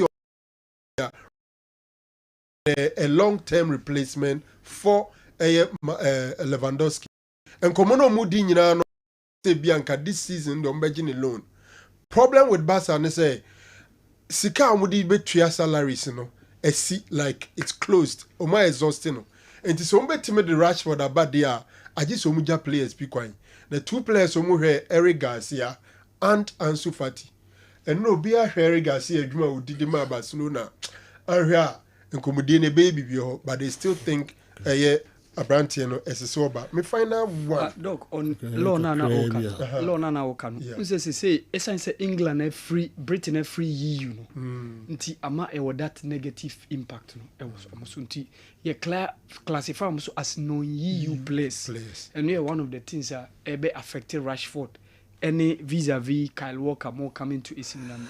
Thank you. Okay, with my snappy mama. Oh yes, snappy. You see Paul Scholes and all 8 players say United John Mokwan. Na team no more revamping. Obo Lisandro Martinez, Matthias De Ligt, Luke Shaw, Mason Mount, Anthony Zeski, Casemiro, Rashford. Na uhwemwa obi ti say Anthony DHS one pen ho kra na pew yenya no kwan. Na Lisandro Martinez ne De Ligt de no na na emu kakra. Me emu wan say ubeja Johnny Evans, ubeja Lindelof Dean. Na ubeka se bi Alessandro Martinez ene obi ti se Matthias De Ligt yentumi nyomu kwan menene ya adwen se Maguire should stay. General I also think say Tyler Malaysia no oye wentime meet United standard because look sure now ball left full back no now ye no be the chire so pra na still untumi mo na ebekwa akofa Dalu na de na ba bebo wa se chire say he couldn't make the standard nti overhauling the ebe here but some of these things it can't be done in the January transfer window, General. Wow, I mean, we have 2 messages here. But in literature, Maxwell's words will be classified as some hyperbole, meaning an obvious and extreme exaggeration. Okay. Kumasi Santikoro can never be considered the worst team in Africa simply because they failed to win the GPL. Instead of putting unnecessary pressure on them, what the team needs now is not noise and criticism, but genuine support and encouragement. Furthermore, Ghanaian referees are magicians, and the funny thing is how they get unpunished for their abysmal performances. Ohineba Kwache Cologne, Germany, and anyway, Ebrahim, NTK, Ejusu, and Apenwasem. All things being equal, and on the face of the pink sheet, Kumasi Asante Kotoko's current crop of players should win the league.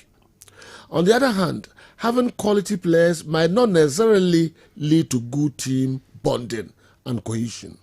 Please, anytime you say Yanko Doctor, I get confused. With the greatest of respect, can we still refer to him as Sir Franco? Nowadays, it has become difficult for us to fire him, even when we don't agree with him. Asembe Nkreni, the doctorate title there, seems scary. I'm thinking of going for mine just to scare off people like you. NTK, former vice MPP constituency. NTK ba fire in there. So we won't fire. We know me near one side. You fire one and keep you me defend you. Yes, so the word is about me. Shut down fire me that, and I mean fire out that guy. So we can have some trouble. TK. Yes, I fire. So be and Kessben ko doctorate ni bi. By who a chira sem ni ade no, enye easy. Ka na ro nkomo bi oni me din kokoma me pese me de ba ya man all sakra. Yes. E di kra no ni di bi. Ni wura fi kra se obodi di come cause na wo betima ya de we bi. NTK. Wo betima ko doctorate degree wo. So we dey aba be scale. So we dey ebi so school dey bi omo wa. Ejusu university o. University o so. Catholic University. Was Joseph Yes, Joseph. Spirit yes. Me pro. Me nim so mbeti mi abo na. Forms ni bi na me link na send no. Ya kai. Wo. Adi enko anu ya kai wo. No. Ayo kwa ho enye Kota Robert Kuvoga. Kota Robert Jano. And the doctorate. You have Kota Robert. And the doctorate. The bad just so hashimi. All right, everyone's here. Awa, kami kodin komo kakra. Yeah, Okoba mehe Australian Open kakra. And of course, former CAF vice president are criticizing Chan tournament. Said you postponement. Okay. Okoba mewem kakra and kitwe bi o Musala said you Okoba. Okay, enti yakwaba na ni nyina no. Yede hunsem enso abre mo. Semens heba mpanifo enso ewura studio ha.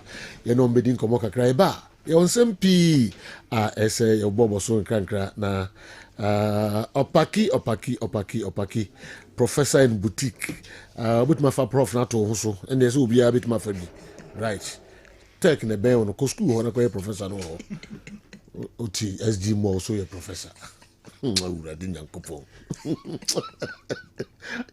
seba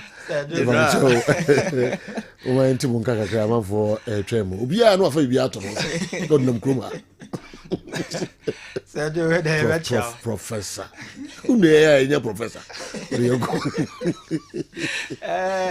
that's one dey say obia no afa bia to no a doctor sponsor do so bibia so be kum na professor o ya professor sankofo ni ti o mu nyina Alright, Sadio, you becha na ahwefo ni atifo nyina na obi bia wo hwe na wotie nso semense ba clinic na wotie nka na odu se wonim se drumre se dia ya wapom dinti ne wa ha wa yare sa yare na adokro wa che atete wa che atna wo so ache na anida so kra eyasa no nunti na ye ba ne wa bedin koma ba chechem na mo hu se unyamba semense ba clinic a ema wa ba mumbu anida so eda so ewo ho ya so e wo kumase asokore mampon yare bia eda so no ya se bra ne yenye hwehwemu e wo se ye yenhwehwemu no so de umoja no ebekwa fidiem wodwonso no ebekwa fidiem se sabi untesu a ne de akwa fidiem depending problem out beba any hwehwemu a doctor se wo se ye no ene ye behu se moja o se dwonso na akwa fidiem scan so ne yentwa enhwe de yakoso nipadua mu na ni nyina ye ewo yaso ye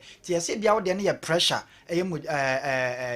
high blood pressure na how and I say ya asiche yare diabetes ya se bra ya manage ma kama na bibia enko from enfambra bia na wo de na ye ulcer into yem taye o ya bia typhoid na tete wa bra nyentimi mbo na bibia to entwa wa chika se no real empo akotwa x-ray ya se chimato bia ba ho ana osisi otatana se utagina ho kuntunu pejade enu nti no ama ya se kakra no usisi no ye ya wa aposo no ta ye ya unom mpenimu no ahode na bafom enti kakra na ukotodwemo ye ya de kan say rheumatism and arthritis no bra na yentimi emboa bia wo de no to asetwetwen ona ye otitiriti wonsa ye otitiriti de kan sciatica and say peripheral neuropathy no esi ni nyina so ba na yetimi aboa na sa ne mani nyina to atwa bia wo de na stroke na aka wato dem se wankasa onipa bi obi bia onim na se wankasa na hwɛ me wutie me ya stroke aka watu dem no wonso bra na basa no mpemu ne problems ma boso nyina ne stroke no a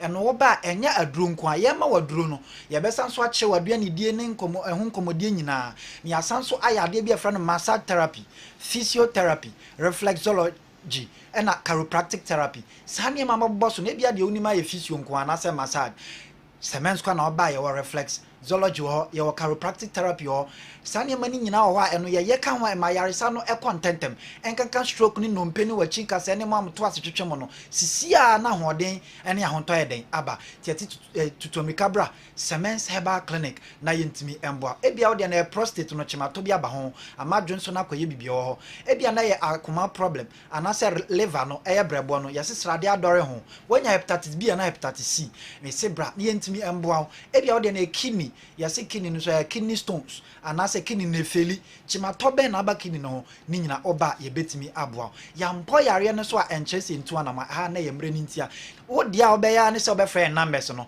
ya so ye ewokumase asokore mapo frɛ numbers ni sisi a nabra na yentimi emboa 0530 0530 123 123 996 996 0530 0530 123 123 996 996 and 0240 0240 61 61 60 60 61 61. It's also good screen also fresh see ana doctors na watch no ye na wo ending komo diarrhea bebra ana say diarrhea hankrofo bebra na say edoso na emre bia no yade a ekoso number nkwa na ekoso ye infection din samo no nipa bebre nipa duam ewo nsunsuaso bebre nso de ba nipa bebre especially enamu yare say gonorrhea babaso say chlamydia say junso twamu yare de kan say UTI urinary tract infection ana syphilis ana candidiasis ayo depua sa enamu yare we nyina no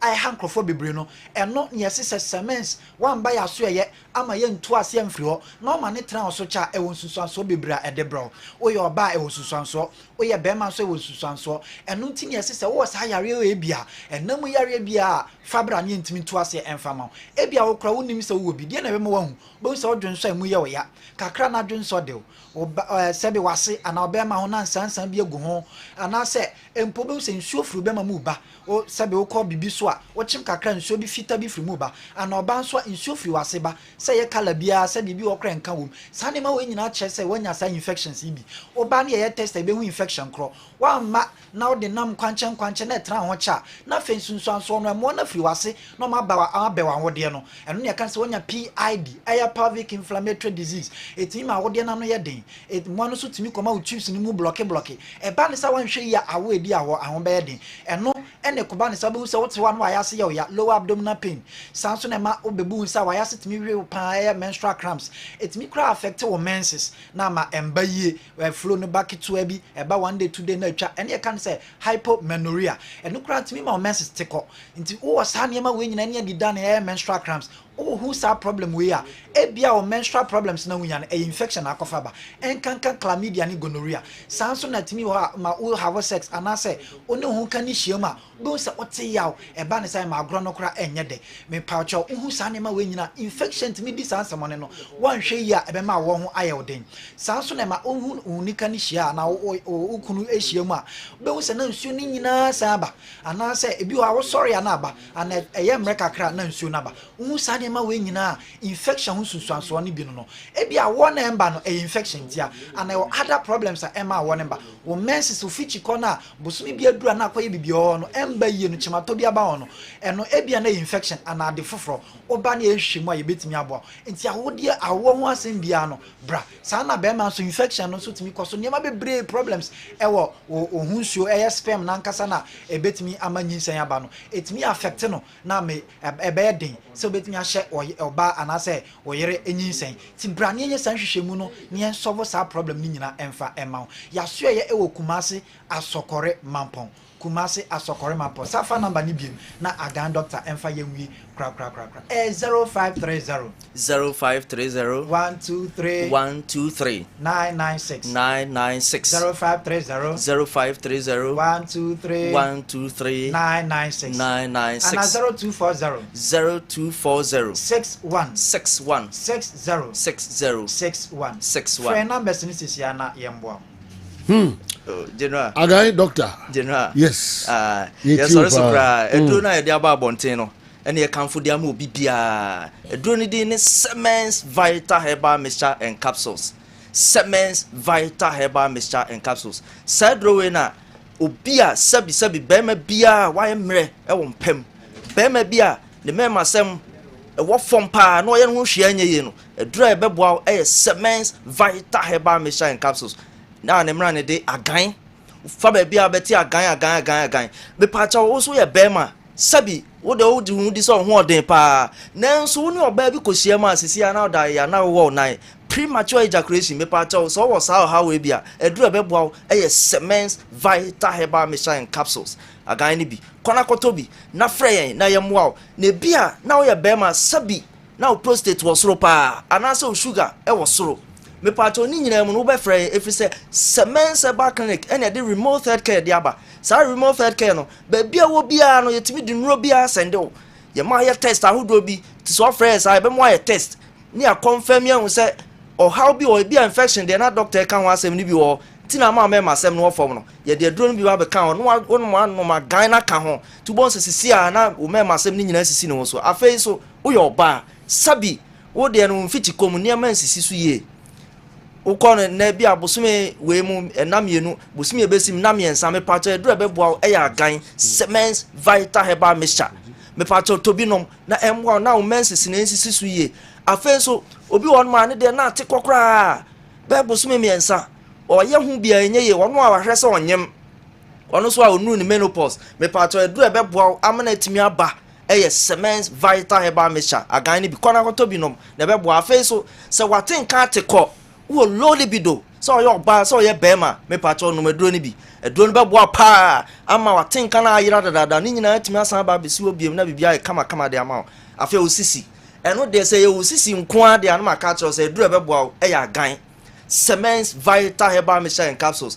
eduro we e na age award e was best waist pain product ye ka waist pain a ya sisi ya de eduro we na age award enti entra ho na usisi no nka say sisi de no na de me kome pa chaw kona kota agan ni bi nanom na wa behu na me ka chaw say me sa de nchiato de to ho ama o minim de me kan enti na me say me de nchiato de to ho ama o unu madro we so usisi ne ko bia wo de ne niam bi na apagya na aka usisi ana say wo de na wadwuma wo ye ntenase enyina ho bebre na ayo sa me pa chaw to aduro bi no na yare bi na de aba to aduro bi no na de bibia anye kama ma na mom dosage no wo ye nsem o frɛ ya ne a kyerɛ dosage if say mema o maye mre ompam se do besi anom na ni obi a ne sisi ya ne ya ne nom ne nya pentu frɛ ya ne a kyerɛ se do besi anom na bibia ye kama de ama o afei so store a obenya bia to wo mu no o frɛ ya e be kyerɛ o de ben wo bia o pedodo nso atu a o frɛ ya numbers na ne ya boa na wo nso atumi atubi e de agu store maton afei so me ka say wo de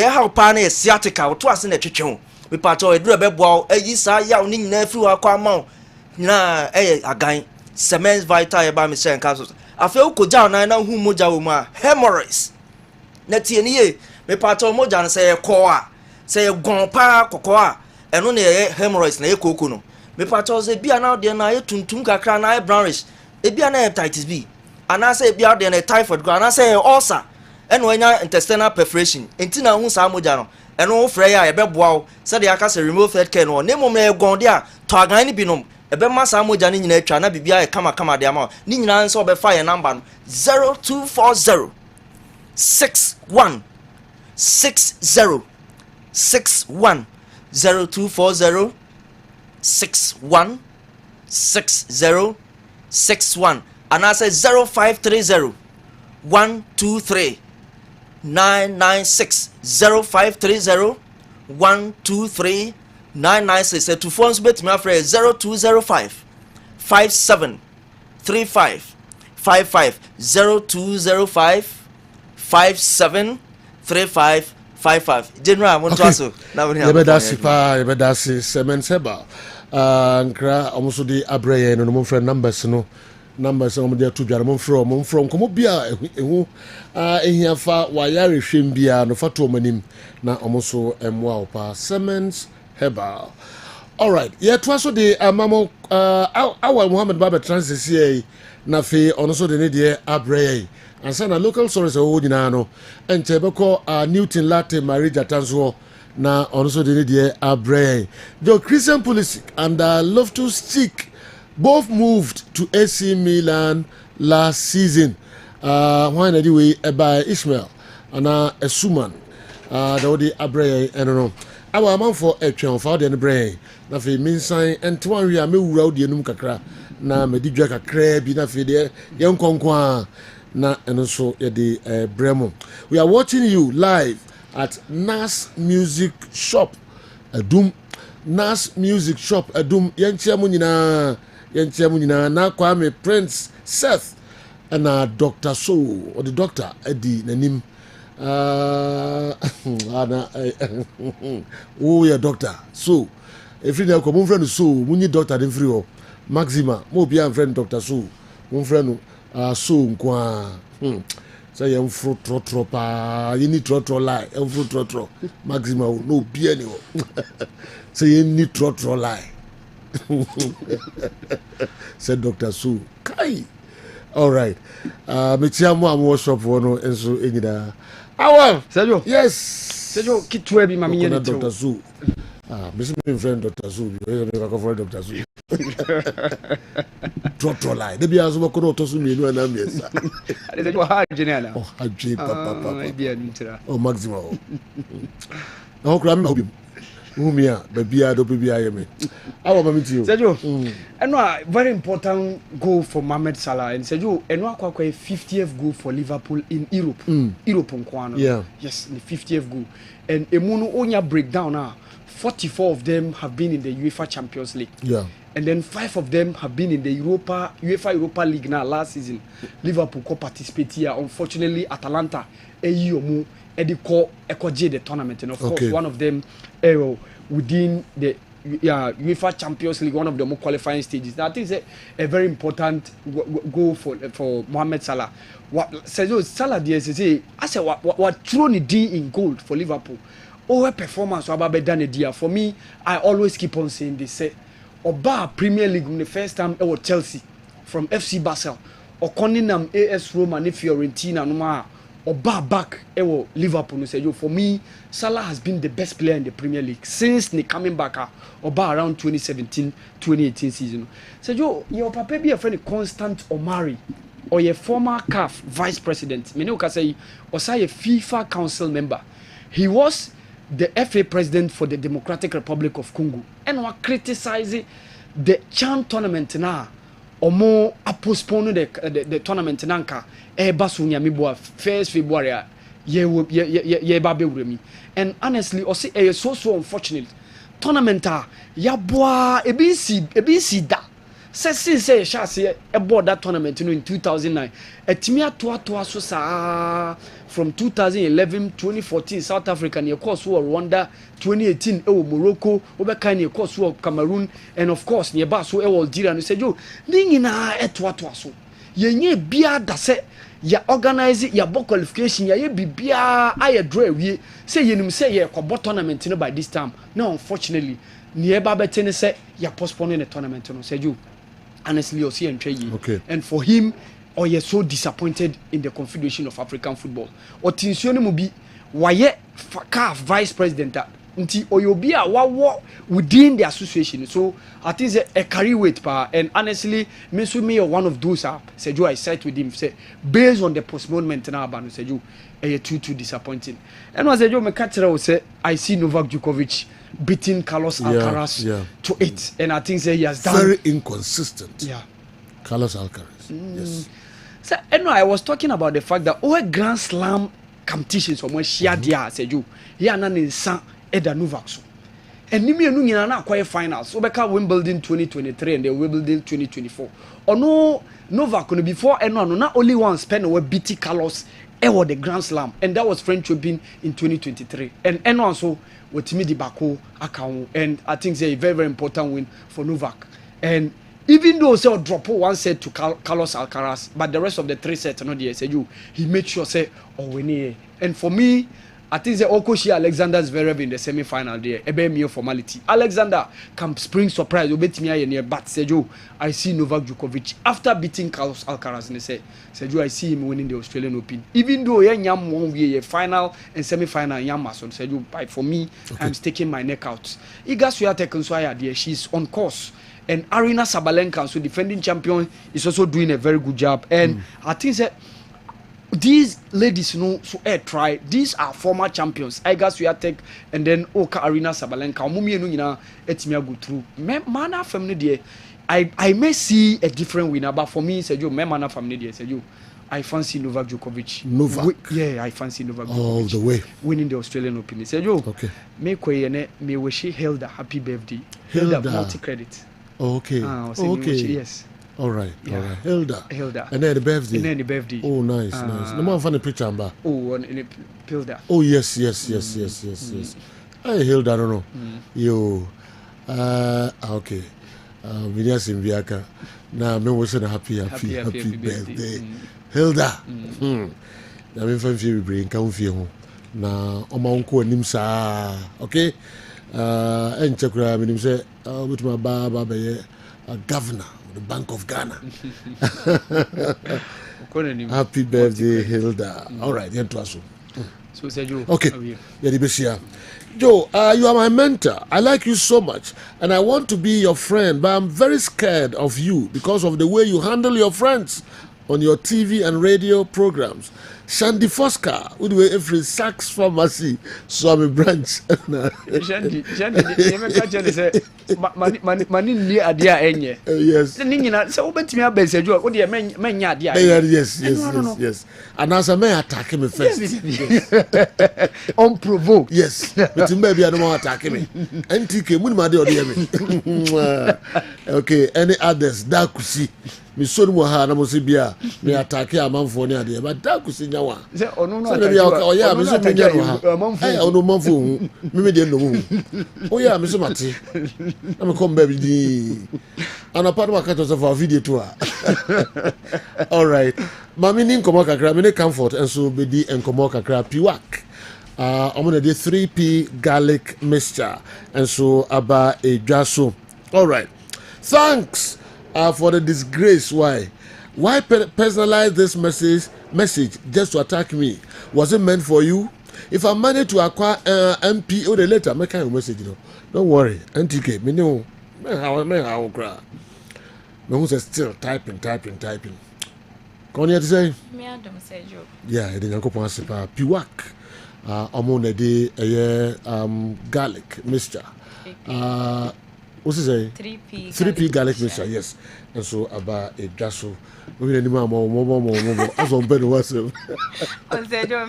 Whoa, macho. That didn't have the brain. Oh, me that's said Joe. Me chia it for nyashe phone na pay so. A 3p garlic mixture, 3p work natural health, ain't na me waha. Garlic crojin ye dia edo yem fanke ja yem fence won fremu enu ntimo ahoden no ejina ne na so ye pa na eye ntinim akomam na mogya mu adwuma eboa na san boost immune system no so e dia ma enu nti wa waye mre e wo fie weda ye se bia na wontinim twetwen awate agu so wontimi empie mesrel pe 3p garlic mixture bi na no nom na emwa ensan morant ninim na enyi fin nkeka wa bia esisi mogya nim se de be ya mogya free sanidie no ebe so wano ewo woni peduanim na enne ye hye diabetes ay kan se esicho yade ha adwene pi atiate se mesraw enka se no na ede wu ko owum edro abase ebebo edro ne 3p garlic mixture ansa na no me the doctor number tuja ebi a wo hwe me wutie me wo fi opesa wankasa Fred doctor na one no etwetwe nkomo fa wo yade bi ho waye krado se obetie wu eno nti Fred doctor e wo 0248 928824 0248 said da metna ha ya meka se moja etimidi afrisane ewo woni paduanem no eyade a eho ewo mfaso pa na esiche yade diabetes so beka se ede ekura ene de ba eya na mpempi ya dwene ye se sichire fite ya yedi no eno na yedi ne moroso ekofa esiche yade ede breye na mom hwehwe mu bia ni ho a akere se esiche na de sa yade ebreye nanso ya na yetufo we obi a we esiche yade ibia enya ma se obedi sa esiche ne faso obi ani so emma na nya no mom ene kofa sa esiche yade no edebreye na ade bi we ni paduanim a ye frɛ ne se insulin se woni padua na ntimi am provide bebre amfa ma wa na kyese glucose ana se sugar woni paduanim ade bi woni paduanim no ewo baabi esase etena eno nti se moje di afrisane afantine ne nroba ya hodo mu no esikyere we ye ni paduanim so ewo se etena insulin ne ba na eho na akwakotena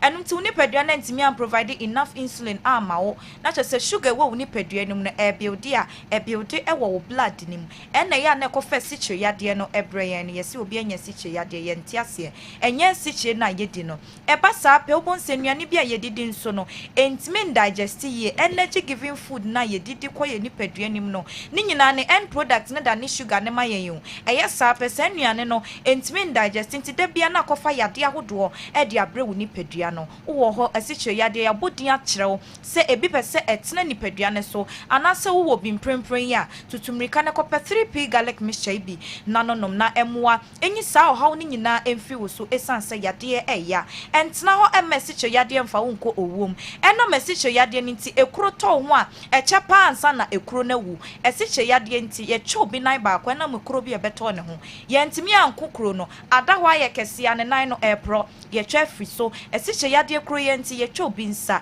ɛsiche yade kuro yɛ nti obi ani afra esan sɛ tɛbɛka nipadua ne ho a ɛde nsunsuanso pii ɛna brɛw ɛsiche yade kuro yɛ nti obi mɛma yom ɛkɔ fam adan na wotena hɔ ama saa yade ate wo nkwa na so pɛ 3p garlic mixture bi na nonom na ɛmoa enyim firi saa ɔhaw ne nyinaa mu enti ya yɛtufu anadwodidie no anadwodidie yɛnyae esan se aduane kora wodi ne saa anadwo no ewura nipadua nim a entime ndigeste na nkampese mogya timi adie furusane wɔ nipadua nim ama hoɔden ne nnuane nura nipadua ne hia nyina atimi anya odidi wie ya na wakyea ne ho atoɔ meka sɛ srade nam bebre bi no san kɔfa ya nwa aduane bi twɔn bi ɛna wafa wɔte ho di ne saa anadwo no wobɛdi aduane ne bɛwie na wo sa bɛkyea ho ato wabɛda no wobɛsɔre anɔpa na yade nko a ɛna introduce wɔ nipadua nim aduane na entimi andigeste yie ntinuane nro ahodre sese oni padua na kwa ne baabi enya na ntimi enya eyesa emma moja frusane die nso enkoso wano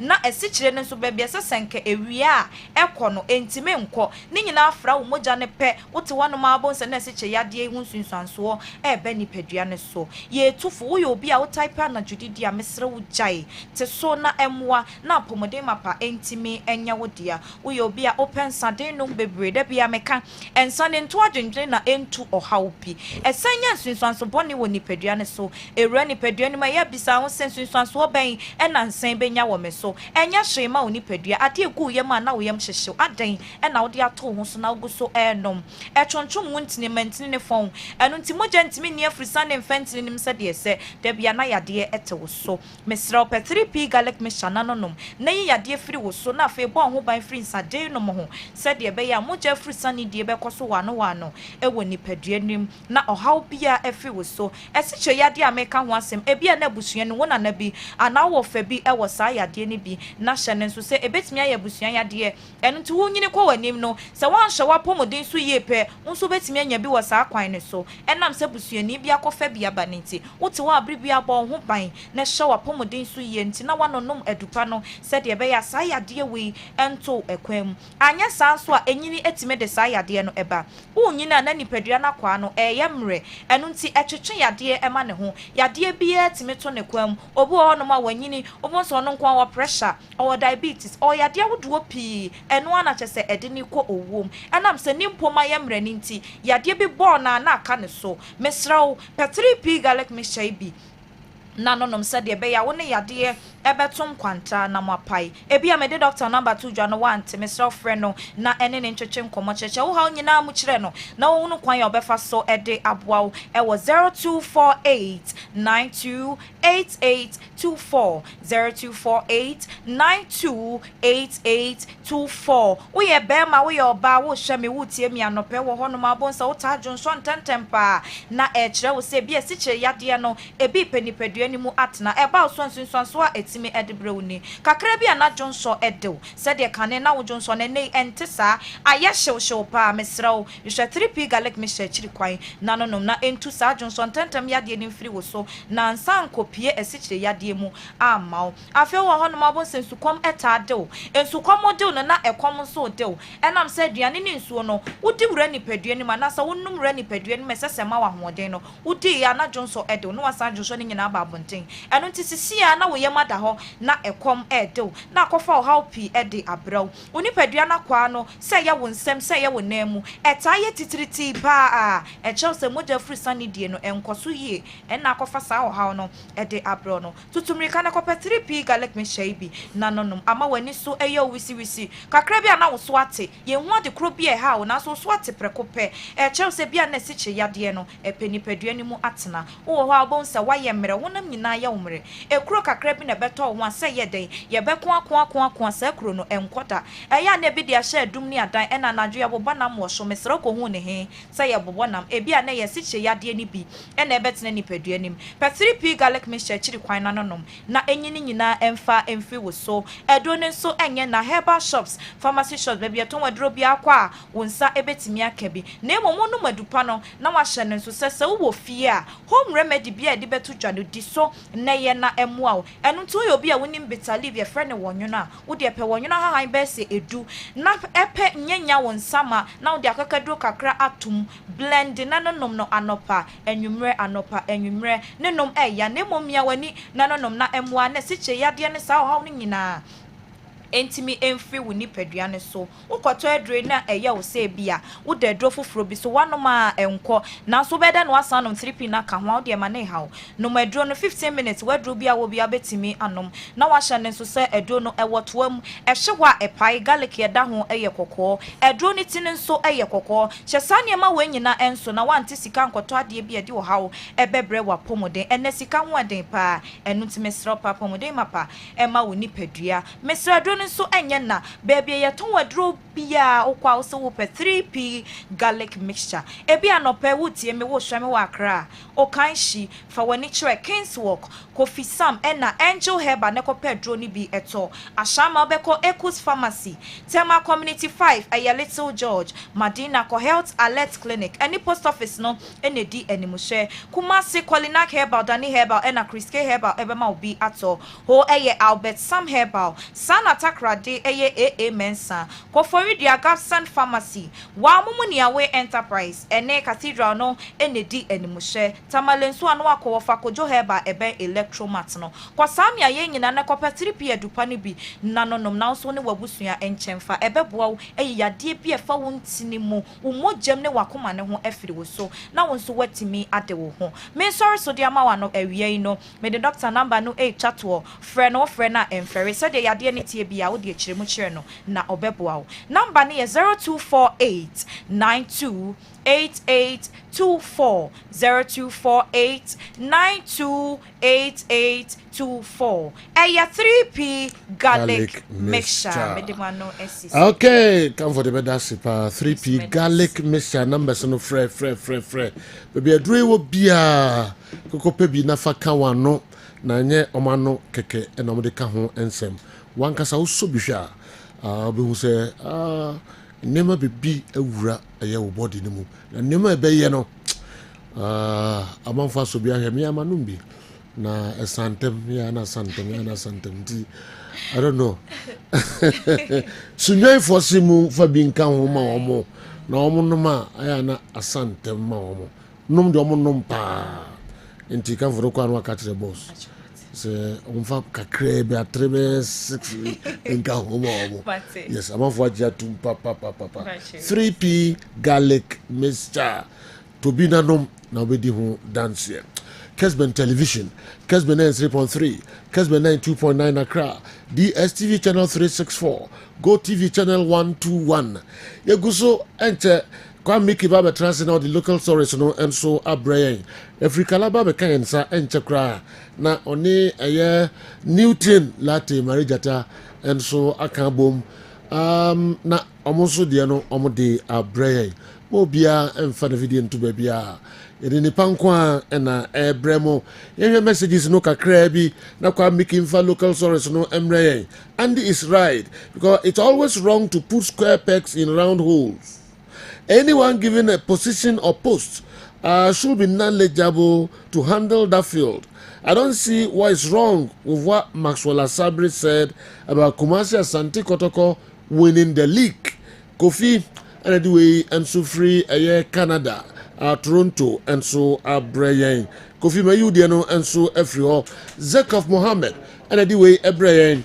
Boss, I disagree with Newton Latte Marijata. Currently, there is no club in Ghana that has more quality players than Kumasi Asante Kotoko. Collective quality saying Newton should come again. Collective quality saying Newton should come again. We a Zekov Mohammed. Jam school and so the way buy.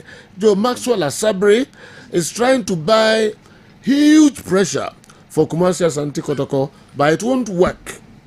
Last season, Hearts of Oak bought all the quality players in Ghana, and we bought average players, but we still beat Hearts of Oak. I hope Kurt can't override this sports minister. The Jam School, so I don't know. Last season, Hearts of Oak bought all the quality players, but they nearly went on to relegation. Maxwell should comment on that. Okay, Jam School and Abatui and so Agum Ede Amayen. Twaso de Amamo, Twaso de Amamo Didi, Edway Ebreye, also saying, I must admit that Rafinha's late goal last night was extremely unexpected, and that made it very special. That notwithstanding, the MVP should have gone to Pedri. Clearly, Rafinha was quite off yesterday, but Pedri's performance was so super. Also, Hansi Flick should consider benching the goalkeeper at Barcelona, Szczesny,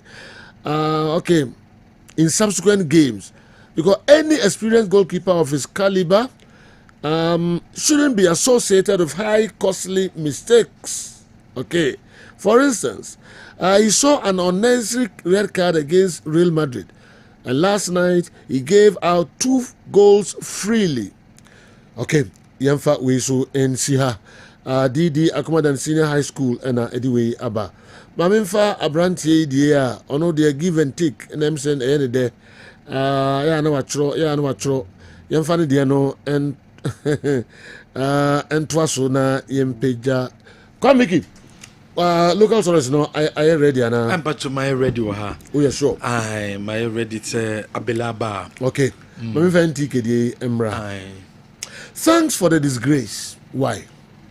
Mutiemi ebebua pa umienu. Thanks for the disgrace. Yeah, minima dear. Okay.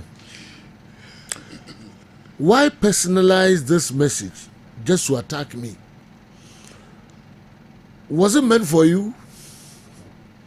If I manage to acquire an MPA, why not a doctorate? It's a challenge, and I will prove you wrong. You can't scare me with the ulcer. As for the quarter rubber, heaven and earth knows. Heaven and earth know that I started long ago and can't stop it. NTK Ejusu and anyway and so a brave. Yes. Okay. Kala ready. Kala ready because a joint something. A joint. And yes, I did. Mami call Newton ho. Na Oria na fi the local source ni na. Me nim say ni wa ready. Hon ma emra ho na fi found the brem. All right, Chief. So Ghana Premier League, round 1 about a lot of discussions in our echo. So Oshe round 1 now. A bit more kind of shock, a bit more kind of as expected. Say teams view has some of that, but say no. They are tough for the channel. Your league near competitive, Papa.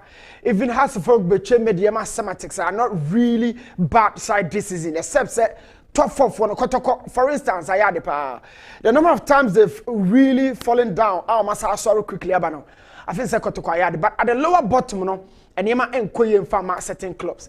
But Yemfa table no so common in no and quite boom. The last game of the season, no, and my numbers we say, and of course I share videos be brave, but videos, come on over to me as a fan from data's perspective. So 9 matches in the course, so now 4 wins and a bar fear say obi 3 fear winning away no ekoye mienu 3 draws in the course, so 18 goals, 11 goals fear and 7 away. So that was the last statistics a free last game of the season, and I said first round by. But man of the match awards, Samuel Atakumi Gold Stars Enyaye Accra and Asa Sogakope against Accra Lions. Lord Amwa Kumasa Sante Kotoko and a vision so Onna Onyaye. But Lord Amwa, I mean, he's been excellent for Krobia. But that position wasn't vacant. Emmanuel Cote and but Lord made sure say the kind of dominance or their ball right back or become Chelsea no but smoothly and about show or yeah Lord Hilaria double this season or joining here free RTU on man of the match against Asifo Benjamin Silvano against Karela Enya Edema in Suatreman Moses Arta for Basake Holy Stars against Adriana Zakaria Fuseni quality goal and Onyaditi Mediama I mean game winning goal and a Zach Enya B Boris Jangoni Nations FC against Art of Lions away pick other 3 points this striker no Enya man of the match and of course Ramsey Abubakar Young Apostles against Bechem Frank Akoto honorable Frank Akoto that dreams all the ball Obeka to form boko against Dreams Lagos Cities Ononya man of the match but yes the other side of this data and I share after 17 games I produced 253 games and as a matches so Shadi 17 rounds I should say I produced 253 games 71 home wins 30 away 52 draws 258 but Hano Treme Adieka Krabi. Osha goes a buyer in the first round, 17 rounds, 153 games, 258 goals. But the trend say 144 a buy in the second half. Now 114 a buy in the first half. Meaning it's a games, by 30 goal differences. Yakoyama said, Wahuma Deni Sa, was second half as a Joe. Tropa on the disciplinary table, 53 and 513 yellow cards. In fact, players in had 23 records, coaches in here be players in so and you be 15 penalties. And now you share in the first round. Now, caught in a collection there. Teams in per top 10 hope wins.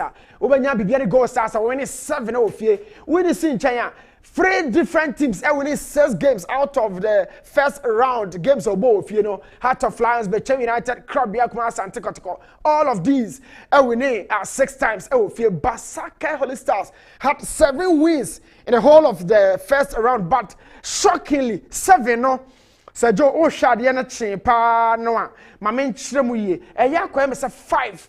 Eba ewofie na the akano call on the road. So that's Basake Holy Stars, Samatex, Mediama, Heart of Lions, and House of Folk, Nations in Suatreman, all of them 4 games and I'm winning ewofie and top 10 away no. Ubenya Nations ya starting season no. Oba fear unim se oba be how. So they've won 5 games and House of Folk and 4. Eto so Mediama House of Folk 3 each. And then Karela, Heart of Lions, Bechem United, goes up Basake Vision, so so draw no dear. Yakwem say team at 2 points do pa to aguno. Team from say Adriana.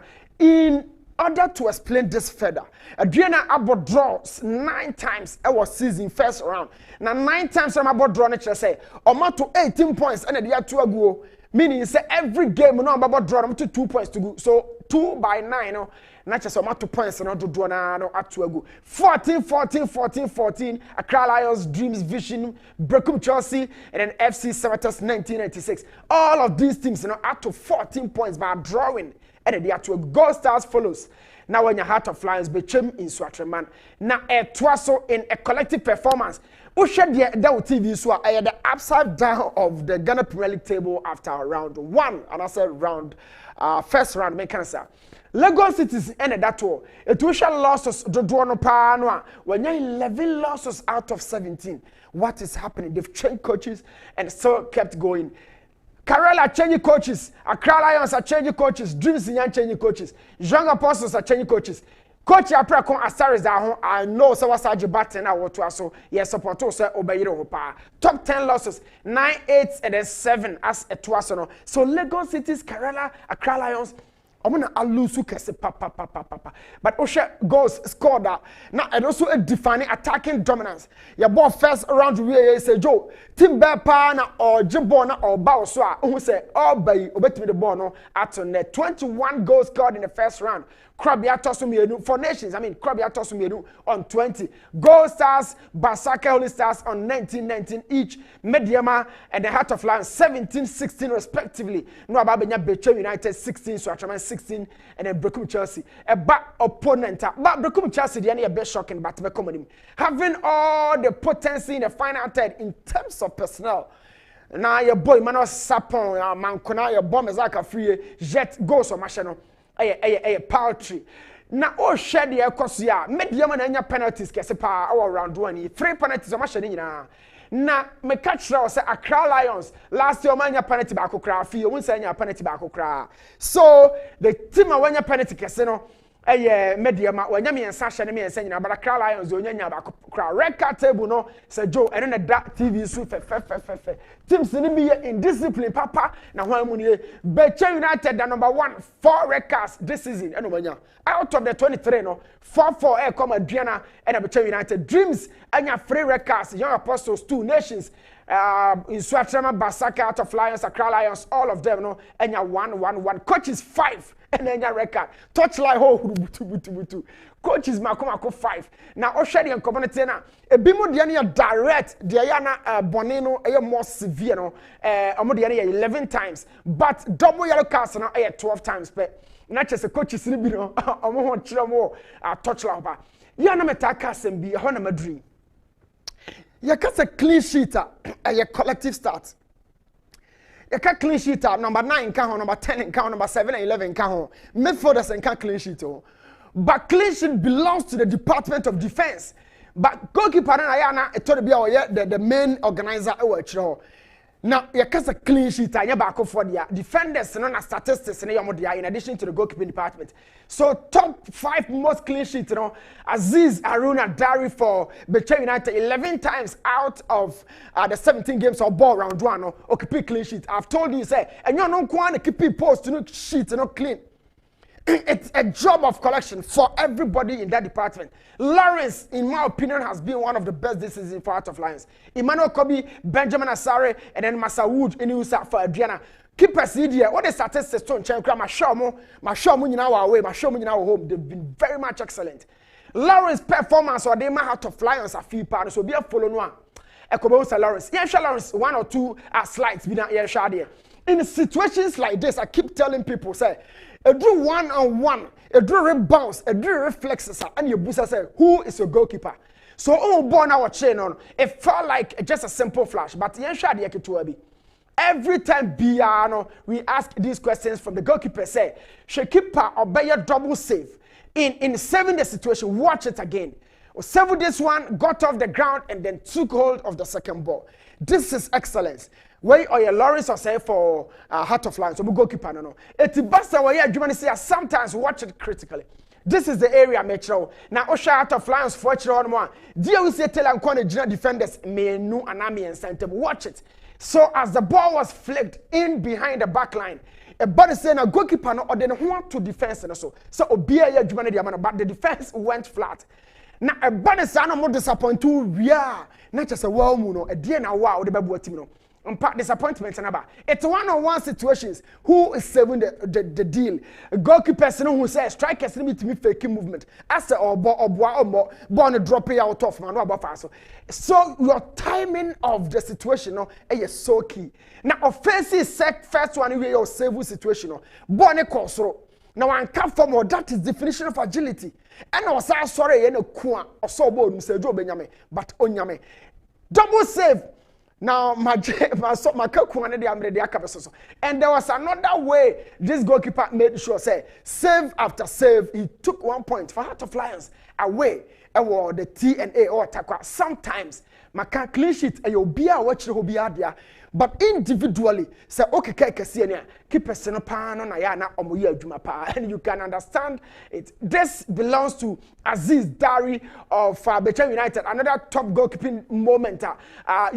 Deny Lagos Cities. A low dive is one of the most difficult situations goalkeepers face. Low dive means one can walk from understanding the trajectory of the ball and its direction. And not but watch critically at Dari how he really saved that situation for Beche United. He's one of the top saves clean sheeter. Yeah, discuss say clean sheet 11-10-10 and Makwa, and this is Emmanuel Kobe. I feel about for body Kobe performance. Is that a continuation of what he did with Bofakwa? And I say at the front of Emmanuel Kobe has been a top-notch, top signing for Bibiani Gosas. His timing, his movement, he's been excellent. 3 goalkeepers were here. Clean sheet ahodo aye kan nyina no ukabomwa Omena what the most, and practically they've really executed some of the best antics. In a final third, Faisal Chawate out of nowhere, my main cancer.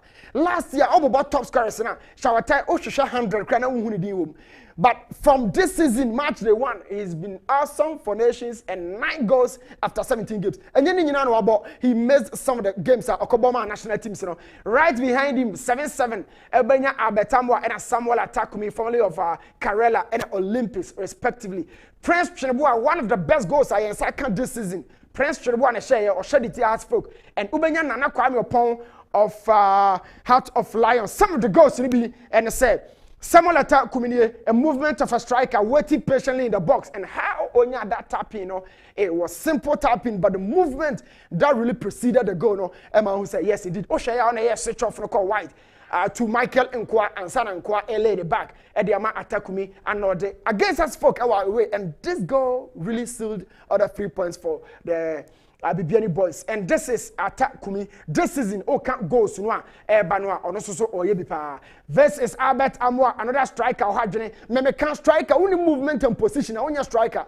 Don't waste time in the box. Albert Amwa, by you know, the responsibility, the load, and everything. He's been really doing some fantastic job for Krobia. And can't no one Samoa, Yana fans, you know, a young power. He's been working tirelessly. Faisal Chawate, ni dino kwa bemwenya sem. Ni movement, you know, I mean, watch this goal and enjoy it.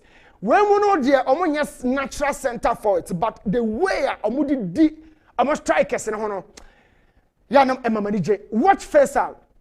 This was when nations enya bono. Now share area. This is Faisal Chawate. He's right behind the defender. Mekao striker there, your movement and position and sana ball naba. Watch it. Before the ball was released, this was Faisal Chawate's position. Original position in here, and I all move kakra, making sure say obey Roman sana ball number and the first touch to cushion the ball. No my goalkeeper no will pay, but one pay crack and fast also. Make a show one-on-one ability where a striker be you appear, where a goalkeeper be you appear.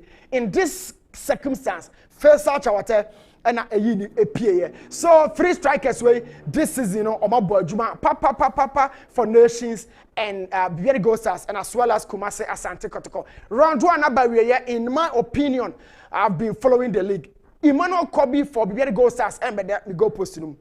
Not because me can't clean sheet as me can't real performance and what I've seen as against other goalkeepers like Lawrence, like Benjamin Asare, like Aziz Dari. Put all the stars away. Emmanuel Kobe was 12 for the so as against this season. Juma Pepe no way. Right back, me boy Kamara Mamudu of Mediama. Razak Sensen Vincent Atinga be boy chiro. Patrick Asedu be boy me left back. In 52 remember Sadiq Alasan.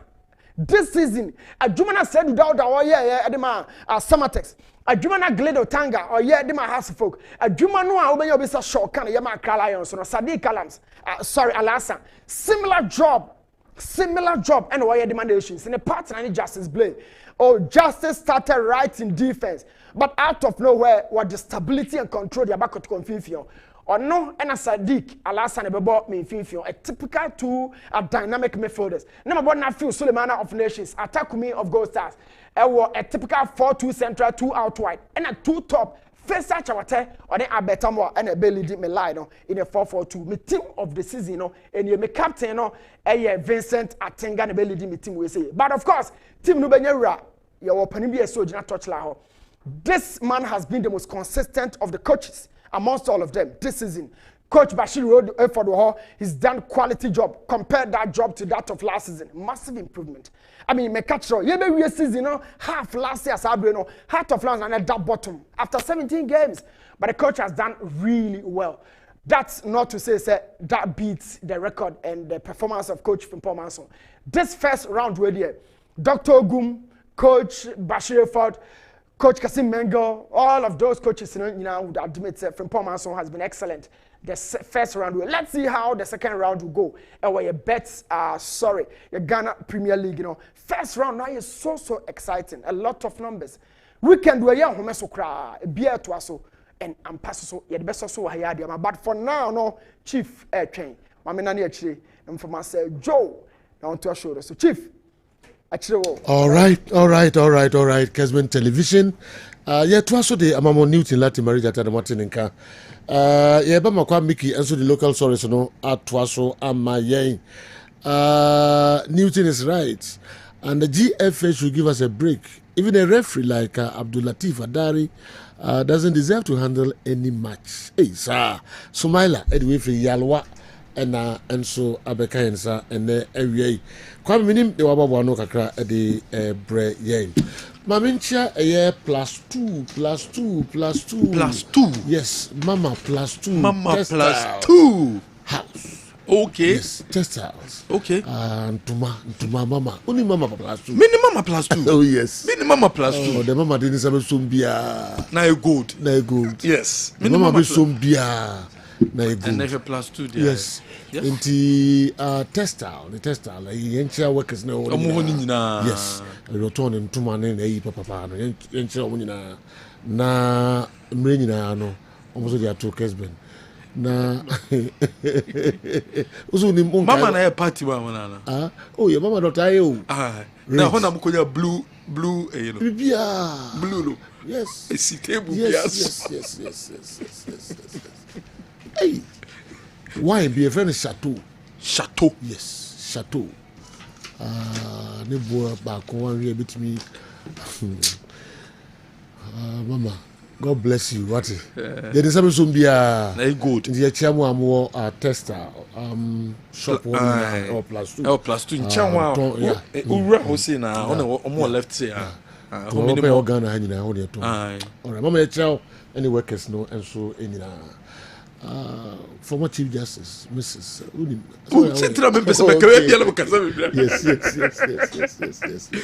Yes.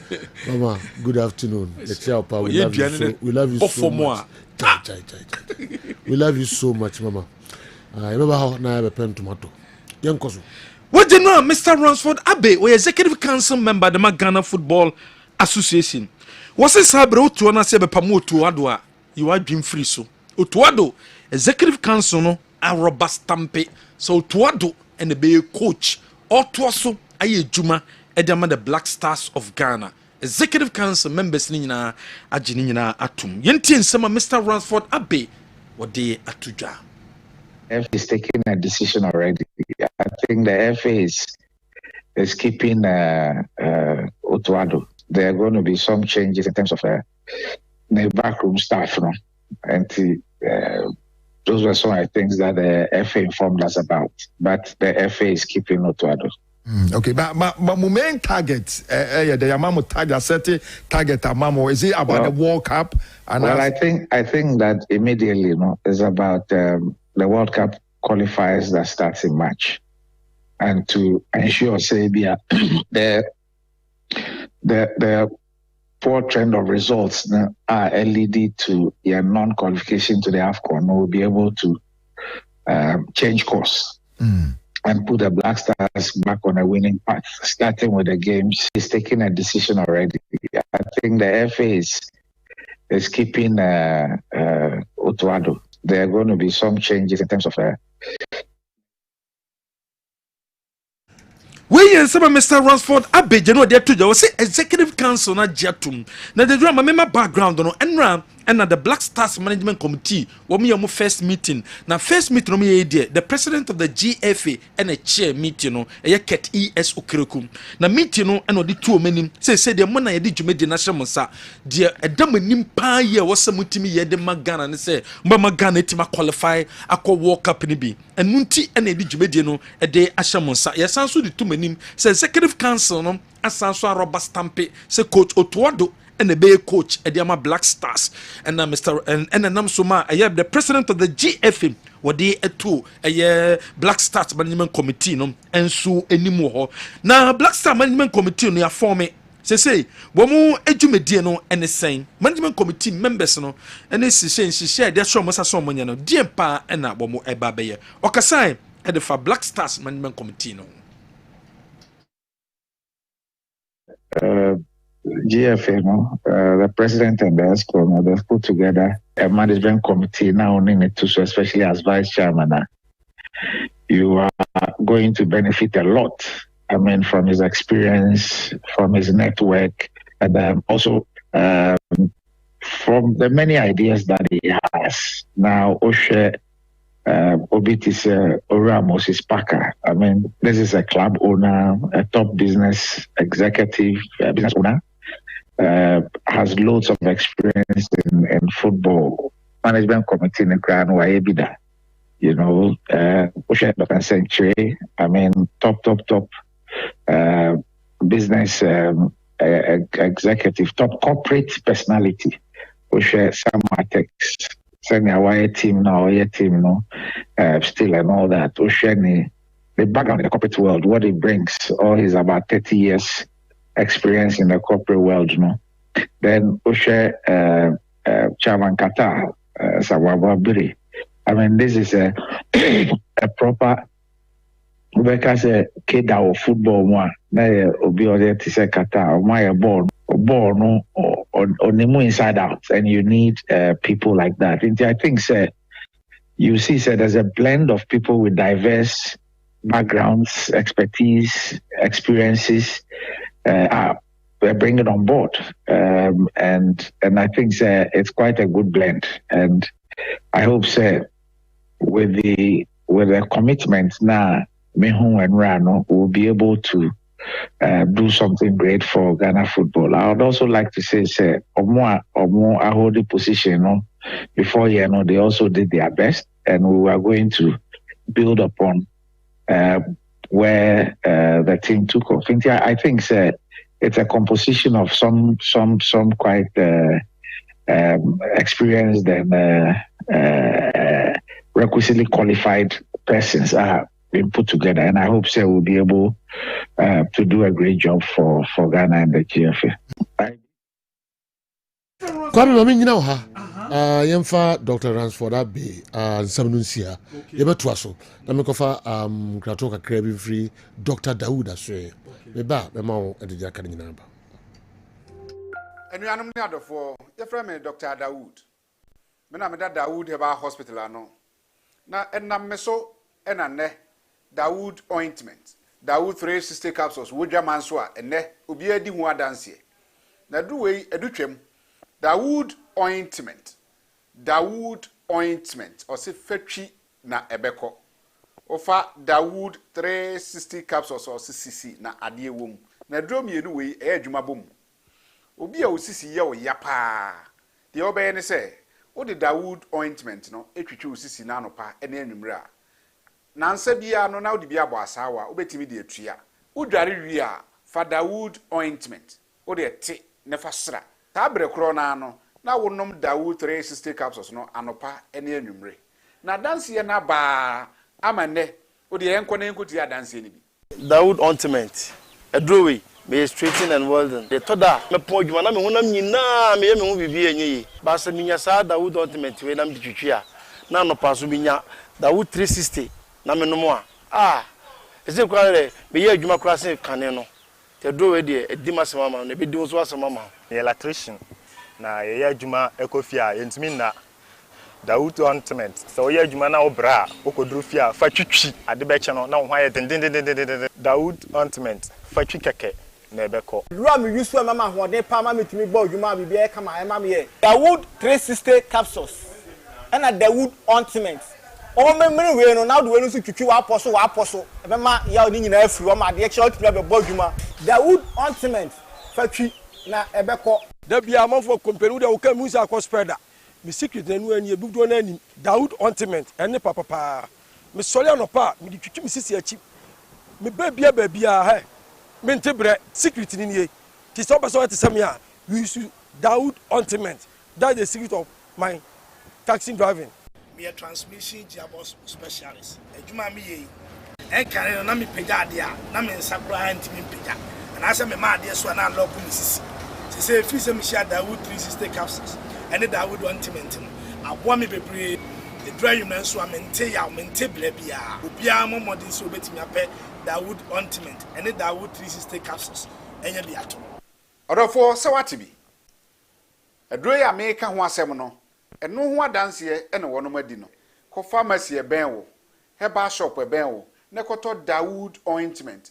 Dawood 360 capsules. Na se de enkrofo di ho adanse no. Wo so be di ho adanse. Wo pese wo frɛ ya ɛno na ɛwɔ screen ase no 0244 88 6437 na 020 168 1717 baby a yɛtɔn aduro wɔ man Ghana mu bia no wode wura ha so pɛ Dawood ointment ɛne Dawood 360 capsules.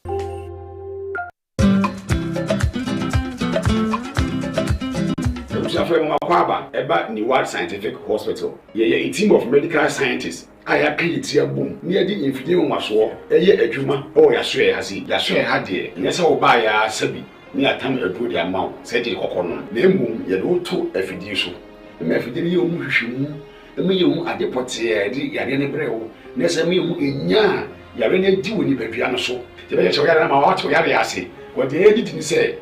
See the baby as a what we are here, which is to a sentence. Obani what scientific hospital, Dr. Phobius Yajumani say, and Buna any Tanya or what dear any doom, you know, Yenyamu, Nafe, in Nuakasa, woman friends of fight to chemicals, no. Yes, struck to send me no, na from friend no, and for a mount. If you are kidney no, Yaria Bemo kidney no essay, young one a Ghana ha, yet take a habine, Edia dialysis, our kidney not say I could do said Dian Kranwa. Nyarishemu na nyadi na fo ni kirem ewo ni what scientific hospital bofra ban eboye ama wa diabetes ye de bofra ban ene nyama bi efra e de mawa e be ko ma diabetes na o sugar e ko srupi no eno so aboa ama etimi abafum e bia na o hwe misisi e na o problem pa e yo mema sem da ba bi wonu mu a onya tenkan kwa so mo ba beda obo so otimi nya hode ne peja no no ba hyiemu a ehyemu ana adwo e no obo so atese ne be ma no ensore kra e bia na e no bia da so a wonom yo ba na utie me na se e ya wo no problem e bia na e fibro na kosi a wo no kwan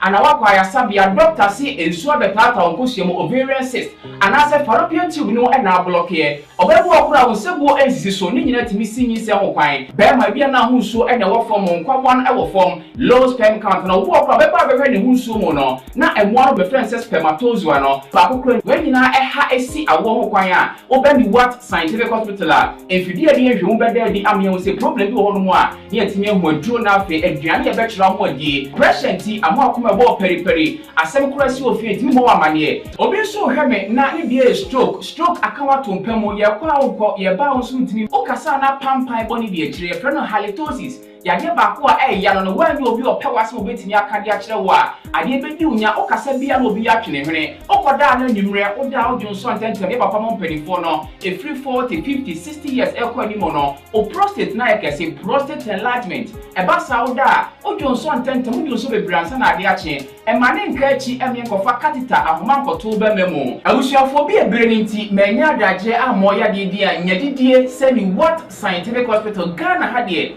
o pa ya sabe ya dia befrim dia fidie edi twe enubena enafa hode ni fra habemu edi saw ya dia mawa na eyeni what scientific hospital yi wo Kumase atonsu Monaco junction ya Dansura bank no ene die ni mwe enkran so ye ma 7 ye ben Janet Corner no 0244 087687. In case you are watching us from any part of the world, whether you are in any African country or you are watching us from Europe, you can contact us on WhatsApp +233 244 087687 or on Google Map. Just type Niwat Scientific Hospital and you'll be given the exact location. Niwat Scientific Hospital, Nyanko Pwanda Rumenti, Wamoto, Edema.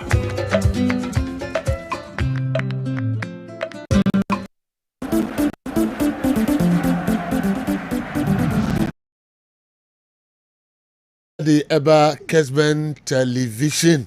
I'm not to say Kwame Otwa a local source no so Kalanzo Bekensa Abbas and so Ewaha Unia Americans UK Abla yeah Abla Mekan Sawa Hane and not to go framing I'm so frame obi cross name you do bi so say o ma why yeah as folk ne kotoko e di obo Ghana football e o se free oba no betu abo agu so free di obo Ghana football ye kwa caf na kwa awa kwa caf na kwa na oko FIFA ana oko federation also the Wabua Ghana football, yeah, what if Sunday? Was it Wabua Ghana football? And I'm Busan, we can get it for someone testing message in Mazu Busan say. The Wabua a federation, another Wabua no Africa, another FIFA. Because go FIFA da. Yen Yakusi and top with Yakutu Juve, ne Asana. The we are seeing now. Let's see on top of FIFA. CNN top it FIFA. CNN we are saying FIFA. No, be able to be bia o CNN no be azuano. What you say? What you say? So now see FIFA. Oh, me say ya ko we are saying. What about FIFA? Ya be ya can dey answer. Me so o mi ni bi enu no. CNN mo nyar mo no sonka. Ya ni bi enu no. Se ya ka di wa ko FIFA kra no a, wa ko FIFA na FIFA. Die e na CNN di ko rate no. E FIFA, ni e ko FIFA World Class Championship. And then the CND sa rating na you go to us man. Ndo no what FIFA dey FIFA ya waka wonda. Ko se say ya na ko World Class Championship na FIFA. Me ba jo biki na FIFA. E jamba jo anwasi ana. Etimi hian ne. So omra. What you say? What you oba wi a jeda wo kan me no vigitum. Oba wi a na ya nti miki wi a de owo de awa. One was it, but you bet about us. The black kind of what is CNN no and about CNN FIFA and a man CNN and rating. What does it? Yeah, because near co World Class Championship. And I made you two Arsenal, two Juventus. Okay, what you say? Okay, it's a FIFA and yet CNN for years or Daniel or there's has but two baby. About one chat on FIFA. Yeah, FIFA, you come down. Let me call you local stories. Remember, the whole Kenya, the Ajin. Sanity. The woman can cry. Sanity. General Sanity. Newton, I've now seen why he is finding it extremely difficult to accept that the quality Krobia has. Have you omitted? How can you omit Samba O'Neill and Ablo, including Lord Amwa, in his best squad for the first round? Did he even mention in team? All right, Nidako, and so and then Tiase will be a Minuso Kumasi and a war in Kraya. All right, Kwame Yentwaso. 30 years of Ghana Football Association president was a referee so no protect your football no can be and your football in sensem awo ho and to come to my first protect your football and say o my best of officiating o protect your football no get ES Okreku. The second half of the season is starting this weekend. I would really want all of you to stand up to the test. When it comes to officiating, we trust in your individual and team ability. Some of you go in as a team to deliver good performances. Please, let's protect our football. Let us protect our football. And let us protect our football. We trust in your. Well, General, we are some old one. A free GF president as well. Abetoja. General, my boss on 10 transfer window and then you may any close transfer window. No, said the Bayer clubs on the place will be a register, will be a betting in your coin. Now, what register and one register the another said, Abana we Samson and net. And a review, committee in the better review the first round of the Ghana Premier League, and so a dear free. Now you matches now a boy in the first round, said ye nyama esi a koye awo. Ejaba jewelry, eya biaya okwa ye ton nyama papa, nyama ben ye ton ho, ye ton gold ho nyama, sebia ope wedding ring, engagement ring, set the yellow gold aye, anasa white gold and a dia. For when it's jabba jewelry, nakopenya ma papa ni bito, wedding ring na open, wedding na o kono, upe adie de session ho, anasa shimuna o kono, ube so session hu ya, aye jabba jewelry and now kwa, on sabeka diebie di gold aye, na wuswetimi akwako yusi. Your number is 0277 104488, 0277 104488. wo for number we so ye be je so Herbasol cream any Herbasol capsules no eye pa kope Herbasol cream ni bi na use wo use Herbasol cream ni bi be boam ama bema watimi abo adwuma ye abra wo ni oba ensu ehiem wo be apply cream ni kitwa bi wo apply cream ni kitwa bi a na se breadru se wo ni oba na ba be hiem na enigye no ewie payo enso ede amamu wo bi ton ne dan a story building a dan 6 bedrooms and a womb emu mienu ewo fom and a 9 ewo soro enunti so yo bia wo pedan ato a dan ewo adwosom former Metro FM Johnson so pe number way and also free your number is 0552 188669 0552 188669 wo for number we so ye beje so tonchi herbal capsules no capsules boamo bio energy level e form capsules boamo bio vitality e form and naso performance wo form and naso confidence level e form now ni oba credit mu anyem nkoye emfam mawo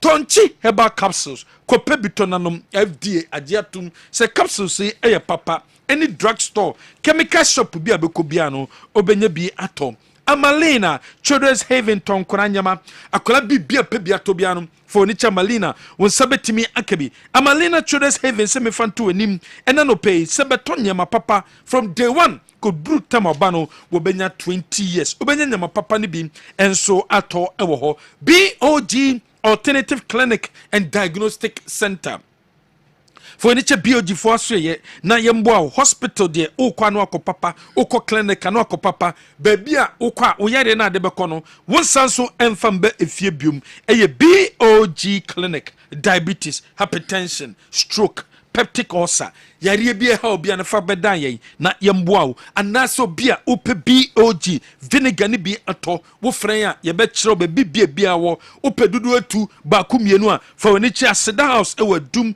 won sabetima kebi ye number ni 0240 512171 0240 512171 offer number we so ye bejo so Fix My Ride Company Limited wo me adwumaku a wo ka no situation bia wo mu bia no wo de ba ye be sisi ka no e de ma engine tuning and abese ye overhauling and body works oven spraying what condition or problem and also can electrical works and how o yo bia o can automatic na so de bia no problem wom fabra ye be sisi ka na ma en fa ka no se de sitie say Toyota Nissan BMW VW and I say Hyundai Kia Mercedes Benz Range Rover Chevrolet and I say ke bia we used to be anum fabra ye be fix car no e de amount your number is 0540 556020 general yemfensia okay yemfensi na fe mre kakra no yenche na yentie comment kakra sana ya pedi mu donko na breaking news and so atwaso e de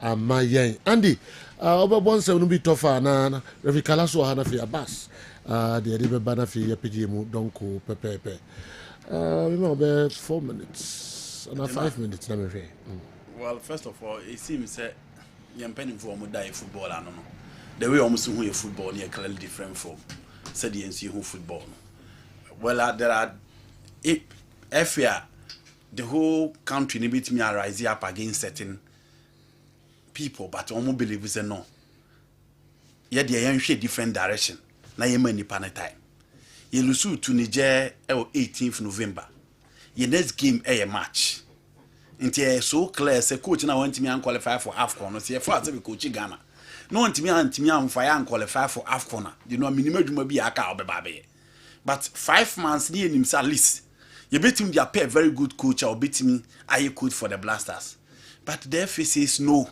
and Dr. Randy Abe Ababeka say coach ni be bia akọ Dr. Randy Abe was the chair for the group Omodi Miloba and Obe Philippe Poto. They still feel Utado is the right man for the job. And Ghana is the only country. You know, who see coach Modibo off him. Yes, you know, Modibo off him. But the Omo Mutinetino support if you are money moment in Yadi. Until you are up on the technical bench just to make sure you me qualify for the World Cup. Not a piece of good news to Ghanaians because Sadio. Coach Utuado was shown time and again. Yes, in a document or the command pen in 58 pages. In fact, will be any so. As same thing I say. A Juman was away and untiminy. And now to the train on the day beba. So, enough 58 pages near my woman. untimi manage the Black Stars. It's just a matter of saying goodbye because a national team now for match, and it is time. You know we need to back up. On the issue of Kotoko names and Semana you discuss, you know, from the very first day, my position I clear.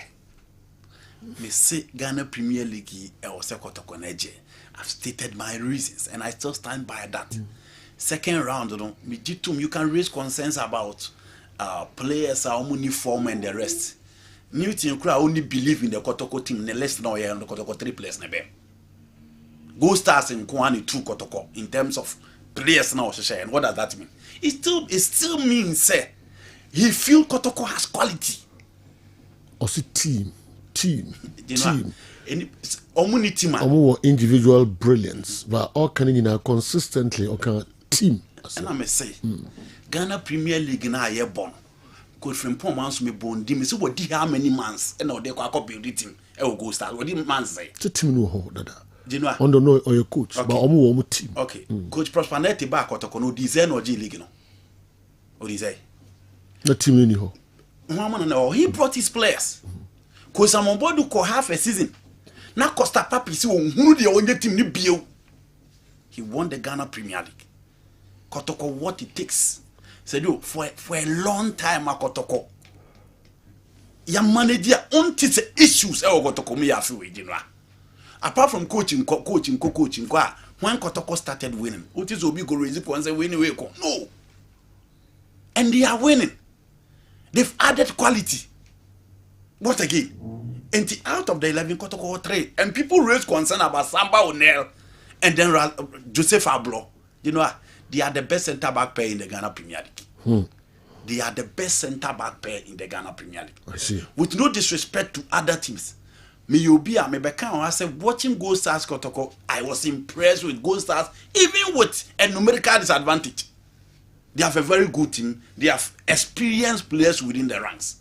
But Sejo, so Obika say Obo Kotoko, Oye Kotoko coach in a CG League, and ye pressure back okra. My person extend the same way.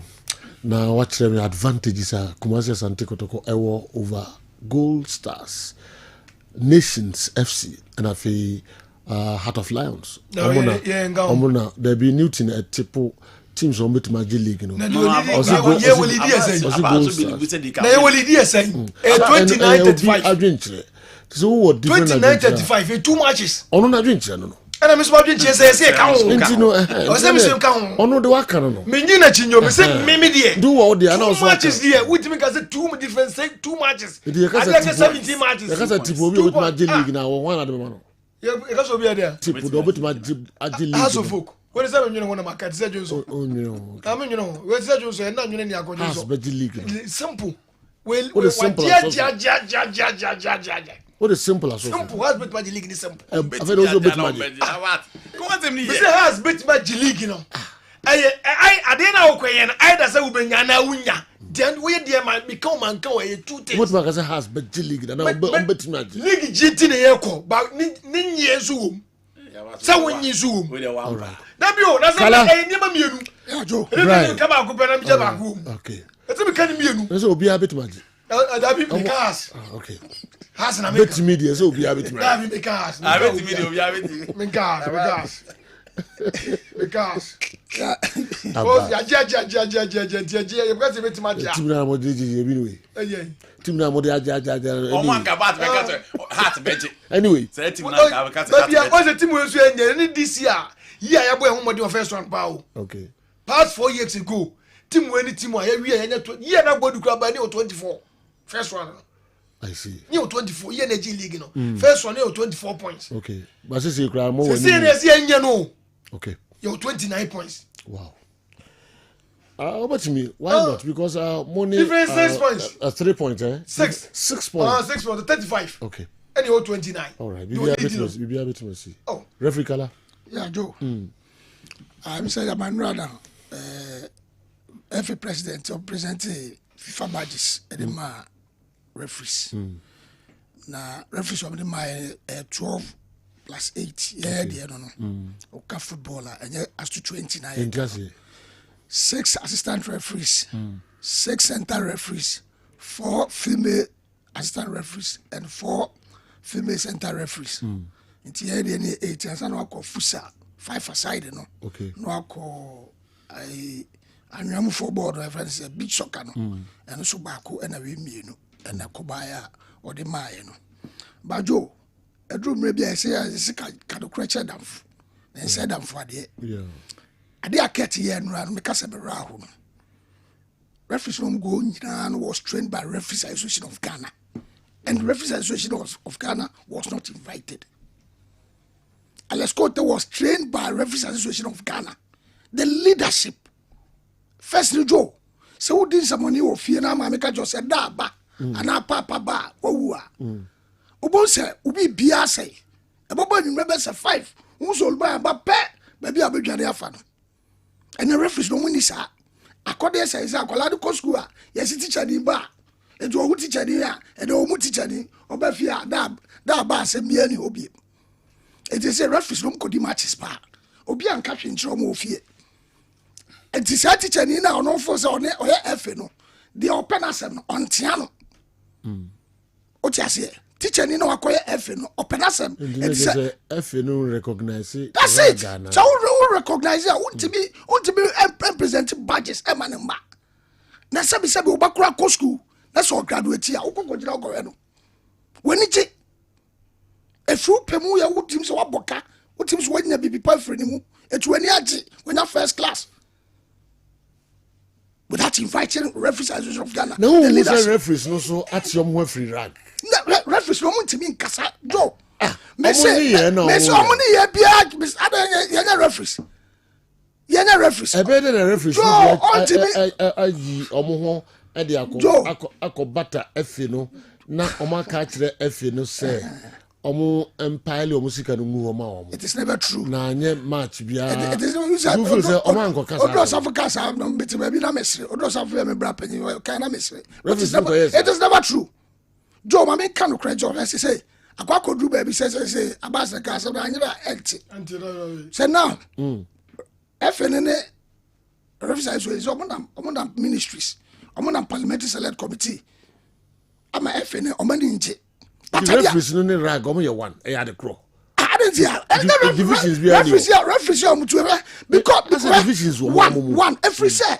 appointment na every president here no what appointed politician what appointed referee or person can referees bo appointed obi Alex Cote the day Alex Cote was appointed or say men try mo be me referees na mo me be hear me own referees open Google or my joy online and I say what so far as I yewo sanio man wo holiday why do you say so be your own referees now be your own referees the referees no more no to say that is why I buy the first year I obi to say former one nyina je o FIFA badges the following year na je go for badges or manufacture on own referees what you say but referee no first say we go di match ba na say o call your friend say o ba stadium o come meeting and na Thursday o call crowd meetings no go di match na kan wasema for you to enter meeting grounds where team out kasa say that bad any bi abam if so o call no obi e ba be kan wasem yento so tiri nyame ya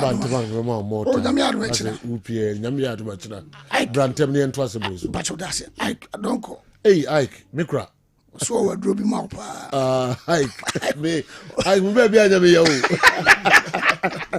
o ko ya pe no mama odi emre kiba ase drobi haje Ike be be anya me my friend was catching Joseph mikra no yes amba mikra pa ono ni mari kro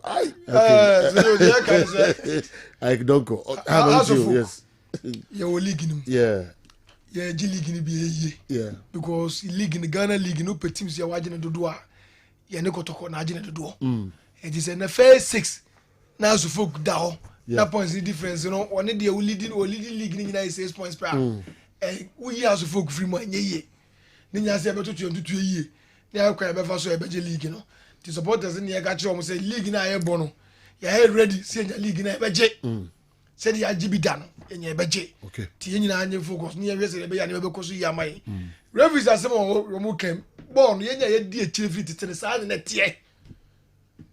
tie we di you team ni ye football no fairness no 70 ɛna sisi ne tate eti football de wode yɛ otim yie he referees besi siw usu benya bi na referees sisi na ma wo ɛyɛ balance sisi obi amobi anka na wobɛka but the busi ka no aso no benefit referee da okay see timi the referee some dey bia on ni samabodu nyadwen o da bi se no ana o mia na no se ebra ya bu no de wobɛka ebra ya bu no wobɛka ba ebra ya bu obi so ama no no onka okay ba football no say that o ye no aya kai say wo so benefit bi okay okay the football na running the sand ye no okay eti wo ba ye football na the sand na show team eti no wa prepare with team ni ye into on the bad day na benya bad officiate ni kura na wanya ba bi ye dan agina aba said that supporters no chano so na yami adom so a house of folk no Sunday ye boy match Sunday ye ko go for you from say am go for you say vision omo ne no mbo first ya omo share here no enti ye no mo no ekọ ho no ti ekọ na yami ne tene tewia ya he league ne dia ne dia ye da sepa no mi pedin bi as di na escape mu kakra ono so na me ne wa hensan yo aqua pasi no obo kotoko no na ne nua bi strike ba house of folk what is the name yes okay the kaipa Brekum Chelsea have been charged with a breach of section 16 of the GFA disciplinary code 2019 following the Ghana Premier League game against Midfield. It is alleged that they failed to ensure the safety of the match officials and their supporters behaved inappropriately. Okay, they have until Thursday 23rd January 2025 to respond to the charges. Intinya coach nkwa na ya charge team no say omo more referees no enso ho ban nti ye hwe de be kwa kusie ye de besia ma breaking news bejafo enso aba na omo aba be trans nyame ya adoma no nan yensenhia e wo Kessben television Kessben 3.3 na fe DSTV channel 364 Go TV channel 121 de mo nyina se na me nhira mo pa ya kra mo breaking news up next.